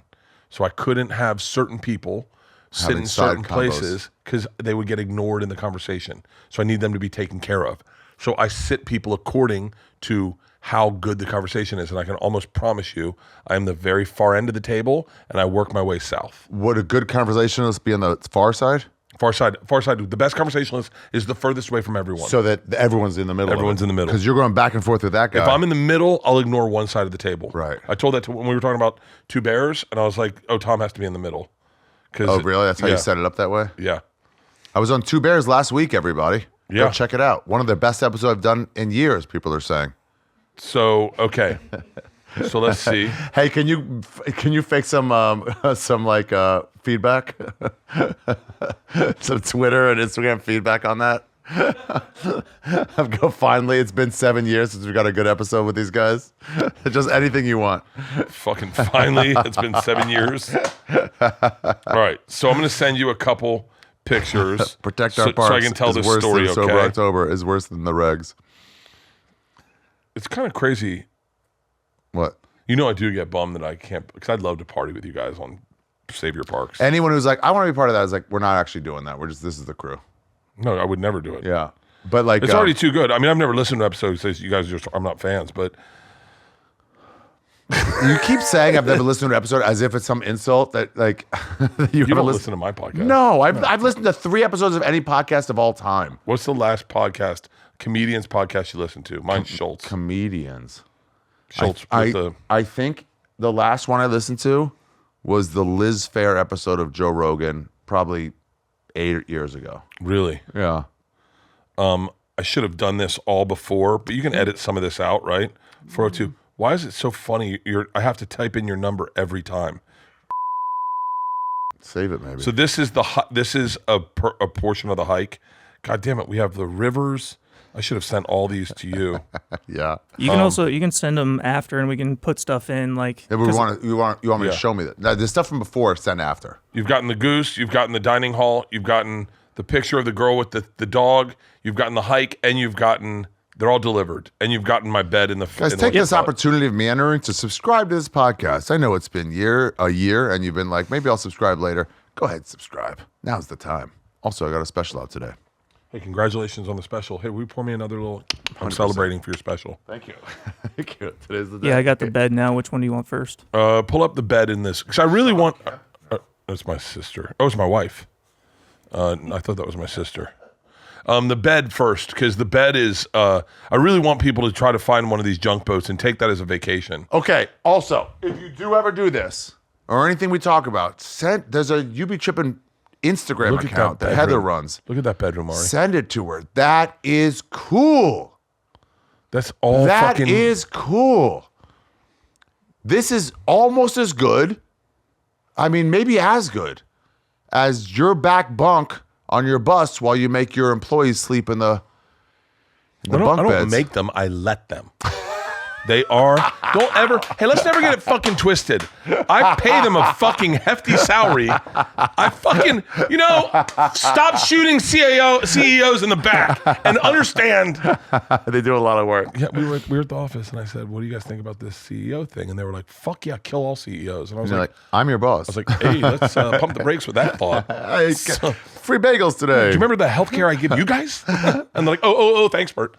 This is the bunk, and then I want you to see how intense this hike was. Wow, pull up the picture of the hike. So cool. Look at the old hike. Look at the old like sockets, the different sockets. Oh yeah, this was the hike. It was a legit fucking hike through the jungle, 6 hours to get to the cave. To get to the cave, it was not a fucking cakewalk. 6 hours. Hike. Yeah. What's that bag? Me? Yeah. What are you wearing? Oh, buddy, I was an adventure whore. Because you got this. That's what broke in my Osprey. Is Yeah. that thing that connects here that really alleviates a lot of the pressure on your back. That chest thing. Oh yeah, that chest thing. And then I got a waist strap. That's TT right there. TT is a fucking stud. I love that guy. I'd love to keep in touch with him. Muchos prestas. But I would be at I could go to REI and stay for hours. Me too. I had belay gloves. I had my own belay gloves. What is belay? Who knows? It's when you fucking rappel and you carry someone else down the rope when you You and Bobby Kelly are a lot alike. Except he stopped boozing. You've maintained that. Can I argue? I never think he started. Like I think he had when you quit at 16. Good it's point. Like, you never got to try to be an adult with it or like try to have wine. Good point. A lot of these guys get a bleep ready. A lot of these guys they like, oh, I couldn't handle it anymore. It's like you were a fucking at 14. You were a child. None of us could handle it when we were 10. Of course not. Bobby. You shouldn't have had it. Yeah. You shouldn't have had it. Where was your dad? But also this is my argument to Bobby, and I know that he would feel differently. You also couldn't handle life. You were in juvenile hall. But you fixed a lot of things about some of these you. guys are like, come on, man, let's just shrooms. I think Bobby could go back to drinking. Now, should he? Probably not. Probably not. It's not worth the risk. It's not Because worth if the he's risk. like, oh, it turns out I couldn't handle it, well, then now I feel bad. Yeah, but I think that he never got to have a margarita. I had a heart-to-heart with Joe List once, your enemy. that we let's move on. I was drinking when you said that. I couldn't argue. Joe, I love Joe List. Everybody does. They except you, but we had I got you. Can I tell you? Yeah. I understand who I am. Yeah. I get who I am. Yeah. And sometimes it's like oil and water. It's like I with Joe List, I work at my pace. I'm the main character in my story. We're gonna do this. He goes, well, no. Yeah. So and then it was a game on. Oh yeah, and Joe List is the main character in his story, and he works at his pace. He likes certain foods, and I just look at it like I'm gonna make it done for everyone, so we don't have to think about it. I'm gonna pay for everything, so we don't have to think about it. Neither one of you I want to were take wrong. boats out. I'm gonna pay for the boats. Neither one of you were wrong. Neither one of us was wrong until we were back at the house, and then you were wrong. Yeah. I told everyone that. Yeah. But hold on. Yeah. Acknowledge that I admitted I was wrong. Yeah. Oh, you're right. You're right. Hold on. No, that was cool, man. You're right. You're right. Because a lot of guys were because you can fuck up. Cool. You can fuck cool. up. You admitted you were wrong. You just gotta go. Yo, I fucked up. I acknowledge. I fucked up. Yeah. When I thought about throwing him over that balcony into the pool, I did. We talked Norman out of jumping off that balcony into the pool. And I know. We're like, you came out hot. I forgot you came out hot. Like, hey, it's all about me. And we're like, we're trying to see if he's going to break his leg before his wedding. And we're like, oh, all right, backseat. Yep. Anyway, the point is, I had a heart to heart with Joe List. We had a comedians movie once. It's like 30 comedians. I remember Jim Norton was there with Carmen Lynch. And they were buying popcorn. He goes, and some popcorn for my little brother. She was like, whatever. But we were all talking. And I told Joe, I'm like, Joe, you should do I get you're alcoholic, but come do mushrooms with us one day. Like, I'd like to include you. And he goes, bro, it's so much of a risk. My life was fucked. And I'm like, just do mushrooms. No, here's the deal. Once again, this is my argument, is your life was fucked. Yeah. But I'm doing pretty good. You're doing great. Yeah. I'm just saying, grain of salt for whoever's watching. Oh, yeah. Oh, don't take my advice. Yeah. But absolutely. What were you going to say? But my point is, your life was fucked. Yeah. Your life was fucked, and you fixed it. You fixed it. You fixed it. And by the way, how much more fucked does it get? Are you the kind of guy that if you drink, you're going to beat up your wife? Then don't drink. Are you the kind of guy that if you drink, you're going to get in a fight in the street with some homeless guy because you just then don't do it. But if you're just the guy that shits in someone's shoe on random nights, bro, those are epic. Those chicks awesome. Are dead. Those are awesome stories. Yeah. I always think to people, it's like, was it the alcohol or was it you at the time? It's like Leanne. Leanne had a drinking problem. No, really? Oh yeah, and she was probably drunk when she got mad at me. No, she was sober. But she quit drinking for 7 years, and then was like, I don't want to not have wine. And had wine, and now Leanne never drinks. She'll have a glass of wine every now and then. She'll have a couple drinks every now and then. Every now and then, once a year, you'll see her get buzzed, and she'll tell off an actress at a party. But I tell you, in Vegas at Skankfest, I had such a good time with her. We were having a beer, yeah, watching You Be Bert. But I rolled my eyes, and I'm like, oh wait, let me pretend to not be upset because I'm with his wife, and she's like, in the middle of eye roll. I'm like, let's connect. Let's connect again. You guys connect on me. Yeah. She said to me, she connected with Joe List this weekend. Oh, really? Yeah, because I said, I hope, Joe, I hope you're listening. And I filmed a video for you, and I almost posted it, but I know that you didn't want to draw any attention to it. So but I almost sent it to you personally, Joe. So we went to dinner, right? We're going to see the Eagles at the Sphere. I got my kids, my sisters, both their boyfriend and husband. Saquon Barkley there? No. Saquon Barkley. Yeah. What? Jalen Hurts? No. Oh. Who was there then? My sisters. Who's playing? Is this a bit? Yeah. So I got my in-laws, I got my parents, I got my daughters. My daughters both bring a friend. And it's a big dinner, right? Yeah. But it's a 5:00 reservation. You need to be at the Sphere by 7. So I go, hey guys, I'm gonna order for everybody. And they're like, okay. And I ordered 2 seafood towers, nice. 2 I hooked it up. Appetizers, done. 2 of each. 5 orders of bone marrow. I hooked it up. I said, can we do my impression of me at this meal? Yeah. Just focus on me for a second. Oh, you got it? Yeah. I said, hey, it's my treat. I'm paying for everything, but I want to make sure we get in and out. I don't want any long orders. I don't want orders to be sent back. Hemming and hawing. I said, I'm just going to order for everyone. Now, if anyone has a dietary issue with that, like someone doesn't eat the stuff I'm about to order, raise your hand. I'll order whatever the fuck you want, but I'm gonna order for everyone. Is everyone cool? Boom. Order for everyone. Nice. And Love it. Leanne goes, that would have driven Joe List crazy. And I went, it would. And I go, but you got to understand is that I look at it as going, I'm on a timeline. I speak louder than everyone. I can get it done. I'm also paying. So let me just book it out. We got 3 orders of prime rib Wagyu. We got 3 orders of tomahawk ribeyes. We got an order of fish for the table. We've got the 2 seafood. I was just like, oh yeah, and I have to measure myself when I'm around other people because I just go at my pace. Yeah. Each of you eats 3 meals, I assume? Yeah. Oh, by the way, okay. 5 orders of bone marrow. Each came with 3 bones. I had 15 bones out there. Wow. And everyone was like, that's too much. How many people were there? 15. That's the right amount. Thank you. If it's bone marrow and there's like, if there's anything else, a bunch of sushi, I was like, Yeah. I'm leaving, let's go. If it's bone marrow, Yeah. I'm like, well, before I go, let me clear each of these. Can I ask you a question, real question, because I have a little bit of a buzz? Okay. Do you think, because I do think sometimes that like there's people that listen to the podcast and go, ugh, I hate Bert because of the way I don't know. Who? Communists. Thank you, Ari. Take it back to Vietnam, you commies. Okay, so last day we hike out of the hike out of the cave and we go to a. You know what was lost in that meal with you fucking angering Joe List? What? Is the waiter coming over, and I was in a fucking bitter fight with a couple of friends who couldn't make it to. And one of them was DeRosa. I was like, fuck, honestly, man, fuck you for not coming because you have to do some fucking Hollywood reshoot. And the waiter comes over with shots, and it's Joe DeRosa with shots who was going to play that whole. And I was like, no fucking way. It gets lost in this fucking you and Joe fight. That was a great moment. It was a great moment. Let's go to By the way, Vietnam. the Joe and my fight happened later. I think it started then. It was that meal, though. I didn't realize it started. That's what made it worse. It was like this. I didn't realize it was starting. And it was because Joe was planning a party privately without including him. He had his own little secrets, and he wasn't sharing them. He had secrets. He wasn't sharing them. And so if I had known that DeRosa was coming, I would have done it different. I would have been like, Right, of right, course, right, you right. lead it. But he didn't want to tell me couldn't DeRosa tell was anybody. coming. He didn't tell anybody. Smart not to tell you. I have a special called Secret Time because I'm bad at keeping secrets. Right. Yeah. Yeah, he's a really good call. Yeah. He's like, shh. Yeah, anyway, go ahead. I Vietnam. love Joe List. I should do a boys. We should do a boys trip. Me, you, and him. Bro. Yes. Ride motorcycles. Yes. There's got to be something sober because I don't want to drink if he's not going to drink. Right. He's okay if you have like a beer at dinner. It doesn't. Right. So Wait, you're not. So okay wait, hold with on, that. hang on. Can I tell you what just happened with me? Now I go. Now I'm drinking. But you're gonna tell me I'm okay to have a beer? Hold on. I wasn't gonna drink at all. Don't tell me I can have a beer because now I'm getting fucking lit. You know what was great with me and Bobby Kelly in Havana? What? Is that I was like, okay, so he's sober, but he's safe in his sobriety. He's not like teetering, you know? Yeah. So with those people, I'm like, I don't.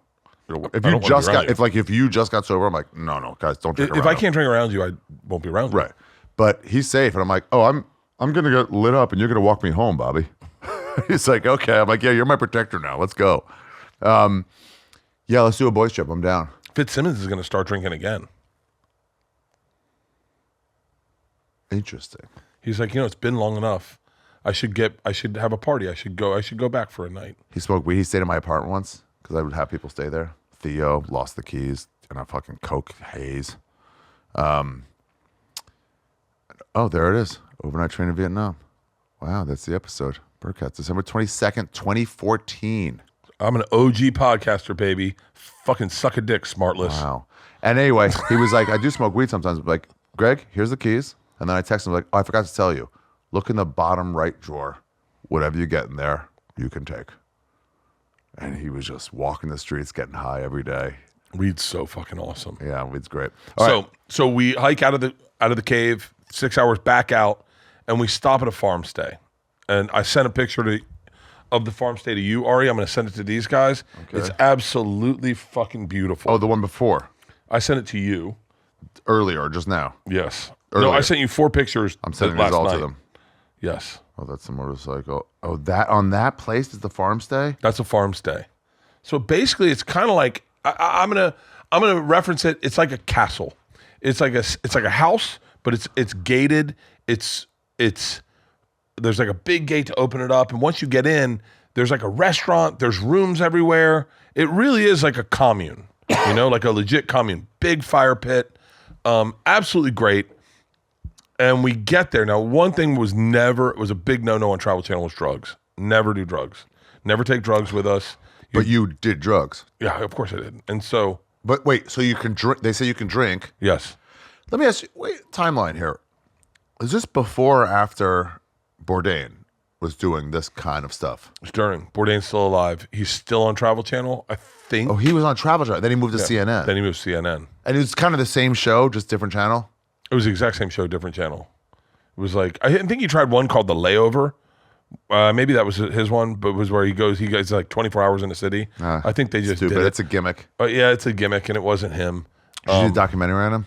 No. Oh, yeah. Vietnam was the one that set him off. Really? So it was.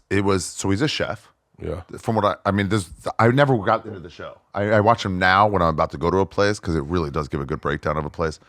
But he's a chef. He wrote a book about being like a low-level chef, but a real sous chef and like doing all that stuff, like the coke and the fucking dealing with it. And it's like, oh, you're the chef guy. He was on Letterman. They're like, chef, come welcome. And then he goes to Vietnam to like try the food and stuff. They go, the first episode out of 12 was just like not good. It was just like he's like stunted and like weird. He's not like used to being on camera. And then he goes, all right, so next gig is in whatever in like 5 days. And he goes, all right, I'm gonna wander. I'll see you there. I'm like, oh, you're not coming? I'm like, no, I'll just meet you there. And comes back a traveler. Comes back from being 5 days in Vietnam. Might be somewhere else, but I think it's Vietnam. It was Myanmar. Myanmar? I think that's later. Okay. Maybe the next one was to Myanmar. Maybe they had to go to Myanmar after that. I'm not going to correct on how you pronounce that. But then was like, oh, this is all I care about now. And I'll do a little bit about food in these places, but I'm just a free traveler now. Dude. That's right around when you're doing that. It's almost like the zeitgeist is allowing it. Well, Vietnam was not a place for the weak of foot or the weak of heart. Thailand is the first place to go in Southeast Asia. Thailand's a little more user friendly. Right, that's the entryway. Yeah. The king set it up for tourism. These other places are like Thailand's anal sex, Vietnam's pegging. I love it. Sure. Yeah. So we go to this farmstay and it is fucking beautiful. I forget the dude's name. Let's just call him Brian. Okay. By the way, I know this guy. Yeah. And so I apologize. I'm telling this story. I have friends, my Vietnamese friends, our best friends in LA. They know him personally. Okay. Like they know this guy. Okay. So. Well, let's change the name for. I just made it up. Yeah. Great. Okay. I think it's Brian maybe. Yeah. So we go in. No, what you can say is instead of saying I don't remember his name, just go, I'm changing his name for anonymity. Okay, I'm changing his name for anonymity to Tom Segura. Okay, so Tom Segura. So Tom Segura owns this farmstay. Okay.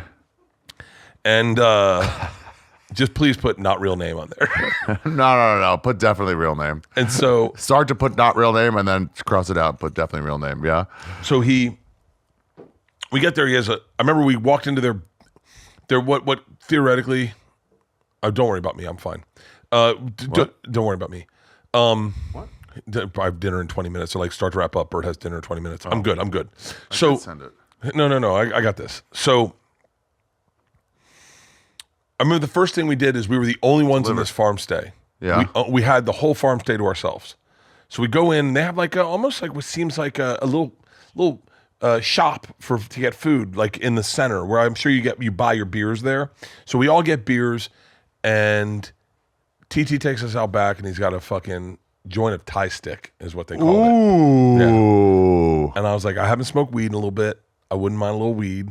And so I smoke a little weed, drink the tall beers. They got the tall beers, the 20 ounces, recycled bottles, so they're bruised around the sides, so that it's almost sexier, right? Recycled bottle cold beer. Come on, baby. I remember saying to the guy Tom Segura who owned the farmstay, I saw that he had a old Russian Ural motorcycle with a sidecar on it. If you Google Bert Kreischer Vietnam sidecar motorcycle, you'll see it. And then I saw he had an old Russian Ural. These Russian Urals were like the hottest fucking bikes. So I said to him, hey man, can I take one of your, that's not it. Is that the Russian Ural? Maybe that's it. I don't know. Yeah, there's a Russian writing on it. Yeah, it does. I think that says Ural. So So I saw you had the motorcycle, and I said, "Hey, man." Now I took motorcycle lessons because in this season we went to Sturgis, and I had to learn how to ride a motorcycle because we were going to skydive in Montana and then ride motorcycles from Montana to Sturgis. I'm jealous of this because I've only been able to ride mopeds, and I don't know how to change gears, and it's held me back. Fucking awesome. One thing, the first thing they tell you in Russian, no. Damn. The first thing they tell you in motorcycle class, you have to take a 2-day course. The first thing they tell you is never drink and drive. 80% suck dicks, of motorcycle eat ass. 80% of motorcycle fatalities happen because of rider intoxication. Ari, you know my brain. I know. Listen, everyone, please. I hope you love me on this podcast. You know I have a fucked up brain. All I heard in that class was it must be magical to drive a motorcycle drunk. If people hear that stat and then go, I'm still doing it. Yeah. Right? 80% are still doing it. So I'm like, what I want to know is how many drunk driving motorcycle trips result in fatalities. If that's under 5%, then we're great. You know what I mean? If I ever get sober, have an intervention the other way with me and get me back. Get you back. So agreed. A word is bond. So that's a great video of, hey man, we know you're doing good, your life seems good, but we miss you. We need to talk to you. Yeah. And it's like me, DeRosa, you know, and it's just like, yeah. So I see these motorcycles. I go over to Tom Segura, which is his real name. He owns a Farmstay. Yeah. I'm high. I've had like 2 cold beers, and I say, hey man, I noticed you have a motorcycle, and he said, yeah, and he goes, I got a couple. I said, well, I was wondering if I could take it for a spin. I've been certified to ride a motorcycle. I'm licensed in the States. If I could just take it for a quick spin. And he goes, well, I noticed you've been smoking Thai stick with TT and drinking some beers. And I said, I have. He's like, you'll love it. Oh.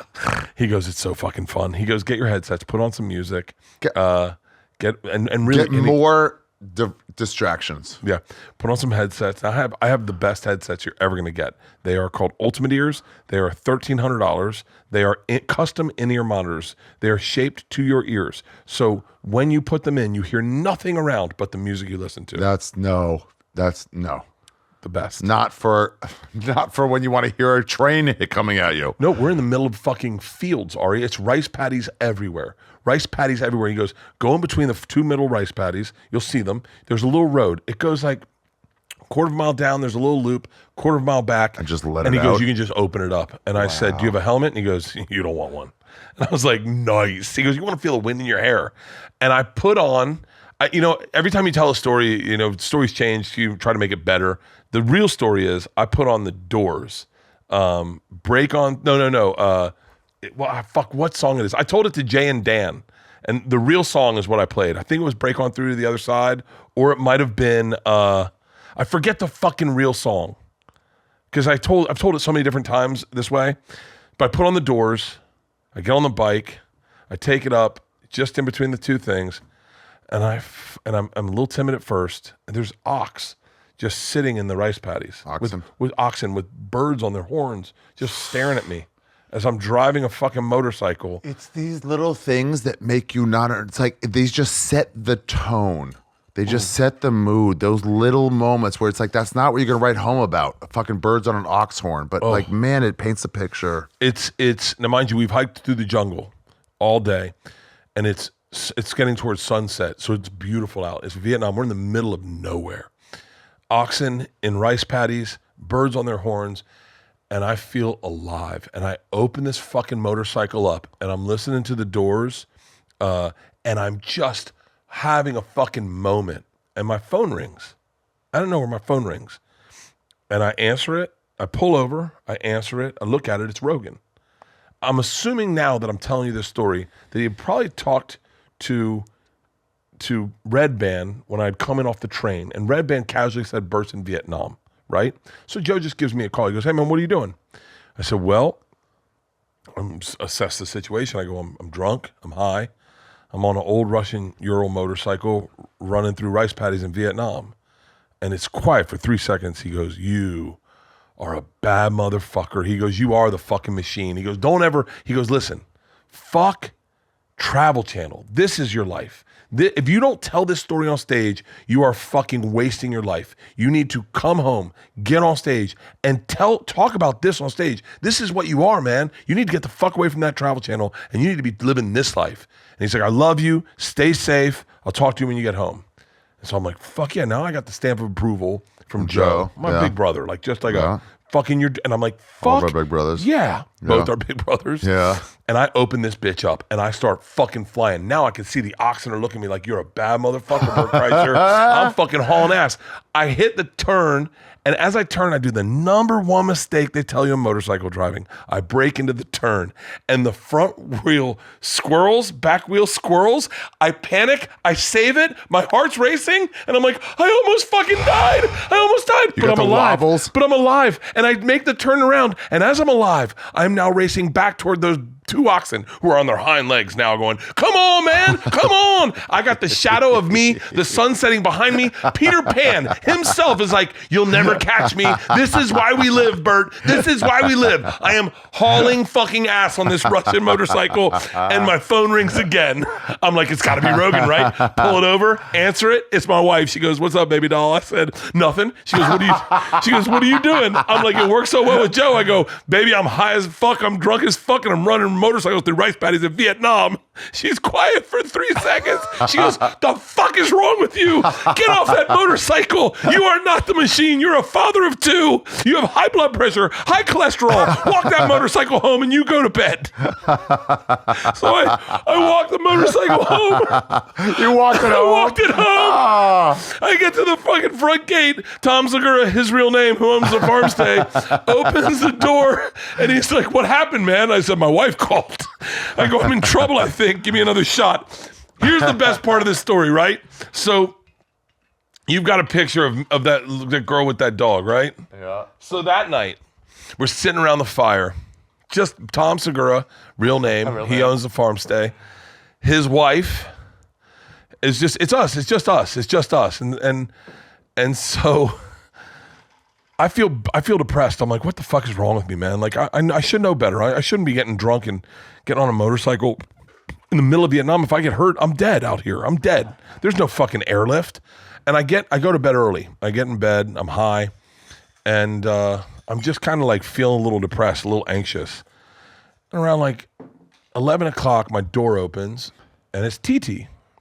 It's my fixer. He's got a joint, and he was like, hey, man, we're all still by the fire. I said, yeah, I know. I think I'm going to go to bed. I kind of fucked up today. He goes, what happened? I said, I don't know, man. I'm someone's dad, and I'm out there fucking taking risks. I go, I shouldn't. He goes, hey, you know what would cheer you up? I go, TT, I don't want to smoke anymore. And he lights a joint, and he goes, no. And he comes over, and he sits on my bed, and he hands me the joint, and then he hands me a puppy. Pull the picture up. These are these puppies. No. He hands me this puppy. Oh. And he goes, maybe he'll keep you company tonight. Look at that fucking puppy. Look at that fucking puppy. Oh, look how happy he is. He hands He's me just that happy puppy. being on the lap. And this puppy, you know, dogs can read your energy. Uh-huh. This puppy like just curls up to me and just goes, hey man, it's going to be okay. And it just nuzzles right into my jaw, right under my chest. Joined a puppy. I take a little hit of weed and I fucking go to sleep. And I wake up the next morning and the puppy's just pawing at me like, hey, what are we doing today? Like, just fun. So I take the puppy back. I give it back to Tom Segura, real name. He owns the Farmstay. And I get on my bus. We're taking a bus now to go to the airport to go to Japan to swim with whale sharks. And I said, hey, they go, how'd you sleep last night? I go, pretty good. I go, did anyone else get a puppy in the middle of the night? Someone goes, yeah, I got a puppy. Someone's like, I got a puppy. We're like, what? They go, it got cold at night, so TT took all the puppies and gave them to us in our bedrooms so that they could stay warm. And I went, really? You guys sleep well? And we're like, yeah, except for one girl. She's in the back of the bus. And she goes, I didn't get a puppy. We're like, you didn't? She goes, no, I was too busy getting fucked. What? And we're like, wait, what? She was like, yeah, I got fucked last night. And the place goes nuts. We're like, you got sex? She goes, yeah. I go, wait, with who? With one of our true travelers? She goes, no, I didn't fuck them. I go, was someone in the crew? She goes, no. I go, well, it couldn't have been Tom Segura, real name of the guy that owns the Farmstay. She goes, no, because his wife was there. She goes, it was his buddy who was taking care of the fire. I go, you mean his 15-year-old son? She goes, he's 15. My buddy Paul stands up and goes, turns out we all got puppies last night. Oh, what a fucking great fucking day. And then we went and swam with whale sharks. God damn, dude. That's such a fucking cool trip. Yeah. Southeast Asia rules. Fucking Vietnam. I'm telling you, if you're 25, you're living in New York, Why you got a bunch would of fun you not friends. go? You go to Vietnam and you do all the shit I did, and you will have one of the most amazing trips. And I'll tell you what it'll do. It'll thin the herd of your friends. You're gonna find out what friends are cool, which ones you want to fuck with, which ones you want to keep in your life for the rest of your life. I'm telling you even one step further. If you can save up 12 grand, Oh my God. you can go for around 1 year through that region. That's the truth. If you can save up 5 grand, you got four or 5 months plus a ticket. God damn, that's so fun. I miss that area so much. God damn, that's so cool. You know, 3 Dog Night. You know where that comes from? No. Super cold night. 3 dogs around you to keep you warm. Now you know. I had the same reaction when I found out. Orlando Magic, Yeah, named from the Magic Kingdom. makes sense. I never did that connection. Indiana Pacers, Indiana 500, the pace car. Pace car, interesting. What else do we got? Black people, Yeah. color of their skin. Oh wow. Yeah, that's tracks. Yeah. That tracks. Where do we got?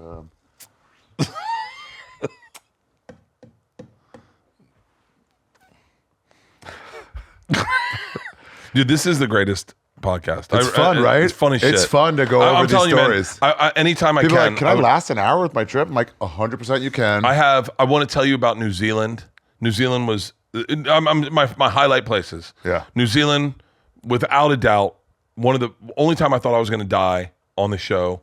One of the craziest things. Why they didn't have booze? No, we went spelunking, like legit spelunking, like Okay. legit, where they're like, hold your breath for 30 seconds. The last time we did Bertcast, you're like, let me just show you some stuff, and I remember now. I was like, I kept being like, no, this is great. We gotta save this, bro. Dude. I have a place for all this. Yeah, and I'll be better next time. I'm gonna focus more and kind of like, No, this was also great. yeah. Let me ask. This is what I ask everybody. Some questions. I probably already got to them. These guys are pretty good at like finding them. I ask everybody for a travel tip. It might be for a specific place. It might be an in general place. I think you already got one, which is take 12 of your friends and go to Vietnam. That's the thing. 25 years old, you're living in New York, and you're looking to fucking plan a spring break, a plan to like, you're not done with college. Go to Vietnam. Have it be fun. Bring some fucking What, smoke show. 2-3 weeks? You can 2 go 3 for that. weeks. 2 3 weeks. And by the way, it'll cost you nothing. It costs you nothing. You're just going to getting eat there. amazing clean food. You're going to drink great cold beers. And don't ever underestimate how beautiful a recycled bottle is. It's got stories. Where else? So this is one that maybe, because you've been a lot of places.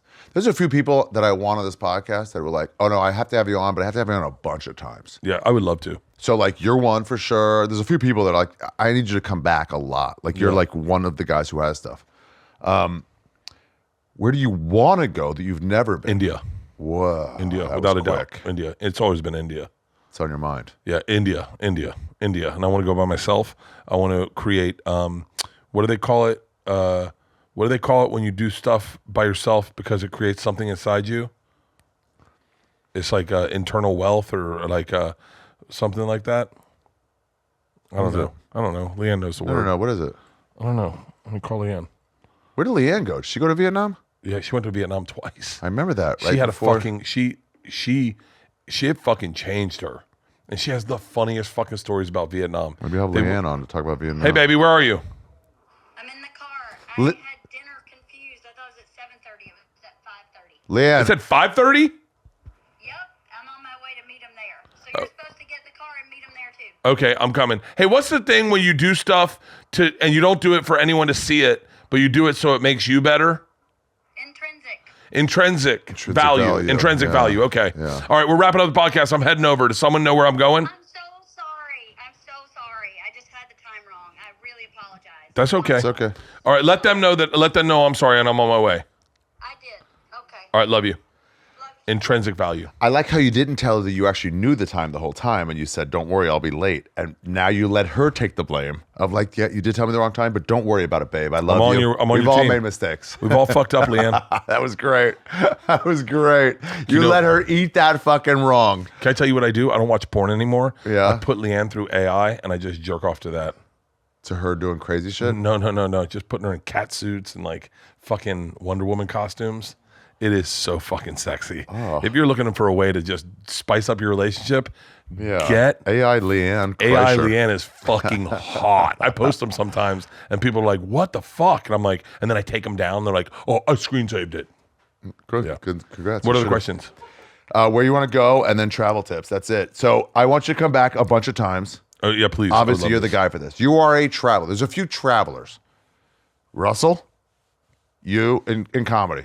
Yeah. Gaffigan, underrated. Yeah. Sells tickets everywhere. Did before he was even famous. Mm-hmm. I'm trying to think who else. Yoshi goes places. I'm trying to think who Jim else. Jeffries would seem a traveler to me. Yeah, maybe Jim. But you're one. It's like you've been places and you've actually like gotten your hands dirty. Right, I've seen some wild, cool shit. Yeah. And what's interesting to me is, and this is only a conversation me and you I've ever had really with you. We've had it a lot. Is I never shared any of it. I never talked about it. I never told anyone about it because I was always like, I feel like it will disassociate you with who I regularly am. And now I find that manipulative. is Well, there's to a not tell travel about- version of yourself that's different than your regular self. And that's Yeah. a different self. And you see couples traveling, you're like, great, they come home, they break up. And you're like, why? It's like, that's not who you, that is who you were, but not who you are. Yeah. Dude, Brazil, crazy. Fucking New Zealand is one of my favorite places. Switzerland. We'll do New Zealand next. Switzerland is, dude, I I just did a had New Zealand, a Switzerland podcast last week. That was the reason I started traveling. You know Morrissey, Paul Morrissey? I don't know if you know him. Morrissey, the guy that's big with Mexicans? Not that. Different, less emotional. We went to Switzerland for a festival and we made a deal because we're like, it's so cool that comedy's bringing us out here because Yeah. we weren't doing anything. We were like, and then we went to Amsterdam right after that. As long as we're out here, let's have them fly us home from Amsterdam. Yeah. And we're like, bro, let's make a deal. Let's go to 2 new countries every year. It's fucking great. Not together, but alone. And then we've done it. Paul Morrissey's so fucking funny. He's great. He's but one it's of like, the, he's just he's so underrated. Like people forget he's one of the best fucking joke writers out there. yeah, and he's a Letterman kind of like He's joke, a joke, fucking joke, great joke guy. comic. But it's like, anyway, whatever. Switzerland was ruled. All right, I'm gonna go to dinner with Liam. Yeah, I love you. When do you go? When do you leave? I leave tomorrow morning. I got to go to LA for press for my special, and then holidays and whatever. But also, I want you to come in one time and interview me about a place for this podcast. Okay. Yeah. Okay. It'd be fun. I would love to. I got to tell my stories sometimes. But Yeah. And then let's figure out what to do with open tabs. let's figure out what to do with open tabs. I think we can do it. I think so. It could be a side thing. Yeah. Save up a few. Yeah. It'll be fun. It'll be fun. Yeah. I'm in. Like, All right. It's a cool idea. I'm like, what How do you do fun with would that it be? idea? Let's How do fun that would it idea. be for me and you to bring in a comic? We'll start with Gillis, and I would love to see what his tabs are, and go, hey man, Search history. Listen, Yeah. here's the deal. We're not gonna fuck you. We're not going to fuck you. Yeah. Yeah. But we want to see what your open tabs are because I bet they're wildly It's a bizarre. lot of like Caitlin Clark. How the South was correct. 10 ways. Yeah. It's too vulnerable for Yeah. some people. It might Yeah. be too vulnerable. Yeah. Mark Norman's net wealth. How do you know if you're autistic? Yeah, a lot of that. Yeah. All right, buddy. I love you guys. Check love out you. Bertcast all the time. And 2 Bears, 1 Cave, and I put in bumpers before, so it'll all be there. Yeah. But yeah, buddy, I love you. love you. Fucking, this is great. Thank you for doing it. Check out my special also. It's available right now on Netflix.com. Well, everybody, that's the episode. I hope you liked it. Today's episode was produced by the YMH Network, your mom's house network. It's not your mom. It's not my mom. It's your mom's house. It was edited by Alan Caffey, expertly. As always, I have frostbite, everybody. And I hope you liked it. I've been trying to get Bert on for quite some time now. And I think he'll be on many times. He's one of the best traveler comedians around. He has a history. Forget the fact that he has a travel show. Had a travel show on the Travel Channel. Forget about that. He's just done it right. He's been places. He's really done it right. It's a joy to have him on. We'll have him back. If you guys like the episode, can you do me a favor? Can you reach out to Bert on Instagram, on Twitter, and just let him know you like the episode? It was good. It was very interesting. A good way to do Vietnam on this podcast. I know he takes a lot of abuse. He's too fat. He fake laugh. Butts in on conversations. He didn't do any of that here, except the fat. He's a good guy, and he's a great comic. He has a new special coming out March 18th called Lucky, which is based on his thoughts about still being alive as an obese man in his 50s. Lucky. For myself, I have a special on Netflix right now. Guys, have you watched it yet? Can you all go watch it? And please, I'm fully telling you, tell like a million people. Go on, get off Twitter. But if you're on Twitter, get on there. Tell everybody if you liked it. Get on Instagram. Make a post. Take one of my things, post it on Instagram, a picture or a little video. Oh, that's a good idea. Take a little video section of any, just like screen record it with your phone and post it. This is my favorite joke from Ari Shaffir's new special, America's Sweetheart. I am very proud of it. It's funny. It's funny. I had to tell Netflix what I was intending, and I was like, what's the deal? Like, it's just trying to get everyone to calm down, stop reading the news, enjoy your lives. Things are good, and we have to see it that way. And as I started telling them, I go, oh, but also, first and foremost, it's funny. And they laughed. Like, what do you mean? I'm like, well, because so much of your stuff is garbage. This one's funny, and then all that other stuff on top of it. America's Sweetheart. I'm proud. I've also got a couple of new Patreons coming. Brendan Sagalow is joining the Patreon. Patreon.com/You Be Trippin pod. Or You Be Trippin. You Be Trippin. Please subscribe wherever you're listening or watching this episode. Subscribe to this podcast. God damn, it's cold. You ever do this where you have to turn your back to the wind? This is a very New York thing. No one fully understands the turning your back to the wind. God, it hurts. It just sucks. I'm just remembering this. It's a video I saw. Anyway, I can't tell you about it. I hope you liked it. Guys, please get one of these shirts. Stay Positive shirt, which you'll get once you've seen the special, or a Feidelberg shirt, which you'll also see once you get to the closer. I will tell you that closer is, you want to get to it. You want to get all the way to the end, because the closers, I know there's this like thing now in specials to be like, put your closer first. Nah. It's too harsh. It's way too harsh. So I had to put my closer last, like it should be. You should have seen the one Hasidic Jewish guy in the audience losing his mind. Like, he was laughing the whole way, but when I got to that, he was like, oh my God, I've never heard anything like this before in my life. It was directed by Eric Abrams, produced by Matthew Schuler, and DP'd by Jordan Levy. Guys, if you're looking to do a special yourselves, that's the team you should get. That's the team you should get. James Kronzer, who did the set design, helped me find Design Foundry. He does all of Kill Tony's live stuff. That guy rules also. Everybody who worked on it ruled. Design Foundry. Pink Louds did the song. Everybody, guys. I couldn't have done it without, I don't know, you guys. I hope you enjoyed it, and that's it. Next week on this podcast, you know what I wanted to get? I wanted to have a run of shows on this podcast to where people look at someone as divisive, as like, nah, but I'm going to show you that there's joy in it. This was week 1 with Bert Kreischer. As I said, I know he takes a lot of abuse. That guy fucking rules. He's a great friend. He had to switch me in his phone to agent for a period of about 4 years so he could talk to me. A lot of guys would have cut me off. No, he just switched me to another a Jew position, agent, and kept me as a friend. So next week, Tucker Carlson will be on the episode, talking about the UAE, United Arab Emirates. I know he's also a divisive character, but I don't see it. I see Bert as a fucking great man, and I see Tucker Carlson as a great, friendly dude. I don't know, guys. I met him. He rules. All the shit you've heard, none of that's real. None of that's real. Everybody's cool. He's a good Christian. He made me breakfast. Nobody makes me breakfast before podcasts. Ow. We talked about gospel music. The guy ruled. And we talked about travel, and he's a great traveler. And I'm lucky to have him on here talking about travel. He's been to some wild places. And then maybe I'll do one with Michael Malice about North Korea. I don't know. I got to see who the one after that is in terms of like divisive characters that I think are positive. I'm going to get off into the sunset now because I feel like this episode's about over. I don't know if that caught this whole thing, this whole walk up, or if the wind moved it. But guys, thank you very much for watching.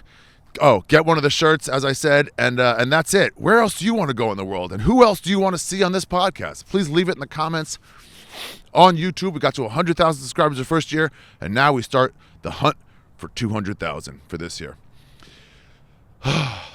Where do I want to go? I think we got to do one with me, right? All right, guys, the episode's over. Bert, thank you very much for joining. America's Sweetheart, everybody. I did it. I put out another special. It's the only thing I care about in the fucking world is putting out specials, stand-up comedy. I'm not big. There's a reason, because I don't give a fuck. What I do care about is what you're seeing in America's Sweetheart. Great, fun, stand-up comedy where everyone's having a good time. Nothing's better. Enjoy it. See you guys. I'm literally walking off into this sunset. Oh, I should turn one and get the sunset. Ari, sometimes you're a genius. I know I could do these from a studio, but isn't it more boring that way? Where is it? Fuck, it's too cold. Okay, I'm not. Guys, this was a mistake, for sure. Hey, I'll tell you a story about Vietnam for me. I went to a small town in Vietnam, Cho Doc, and took this hike up a mountain where you could see into Cambodia. The guy dropped me off. He said he was going to pick me up in 2 hours after I got this hike. When he found me, I had a big fucking stick. It was way bigger than this, but I had this big stick and I was walking like this. He came up to get me. I was going to walk down to meet him, but he came up to get me. And he goes, "What are you doing with that stick?" And I go, "I don't know." And I think I must have learned some words by then. Oh, look at that sunset. How else would I be able to communicate with him? No, maybe he learned some English. That's what it was. Yeah, that's pretty. I'm into beauty. America's Sweetheart.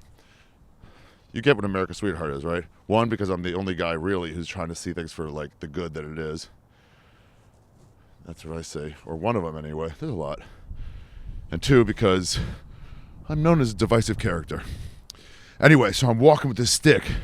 And he's like, "What's with the stick?" And I go, "I don't know." And he goes, he goes, "Was it the dogs? Are you afraid of the dogs?" And I'm like, "Yeah, dude, there's fucking wild dogs out here. And they're everywhere. And they snarl at me. And I don't know how safe they are. All over Southeast Asia, they go, these wild dogs. And people are like, "Oh, they're cool." Like, what if they're not cool? Like, then they stomp them to death and get rid of the uncool ones. And they're bred. Ooh, how's that? Anyway, Vietnam rules. And one thing I always wanted to do that I never did with Paul Morrissey from last week is buy a motorcycle in the south or the north and drive it the other way to the south or the north. Drive it straight the other way. There's this, you could do it 20, 30 days. Turner Sparks does it. He's got to come back on this podcast or come on. And drive to the other side, to the other area of it. Like, let's say you start in Ho Chi Minh, drive up to Saigon. No, wait, that is Saigon. Ho Chi Minh is Saigon. What's the one in the north? Shanghai? I don't know. The other one. Fuck. Come on, weed. And then you sell it for about $50 less than you bought it for. Buy it for $250, sell it for $200. And you just go on a motorcycle. That's a dream. Has anyone here done that? Leave it in the comments, I guess. All right. Nice. Guys, that's the episode. Until next week, when we go to the United Arab Emirates, I'm Ari Shaffir saying goodbye in Vietnamese. Where you been and where you going? This is Ari's travel show, yeah. We're gonna go on a journey today and see what there's to see in this big world. We're exploring different places, seeing all different types of faces. We're gonna talk about travel today. It's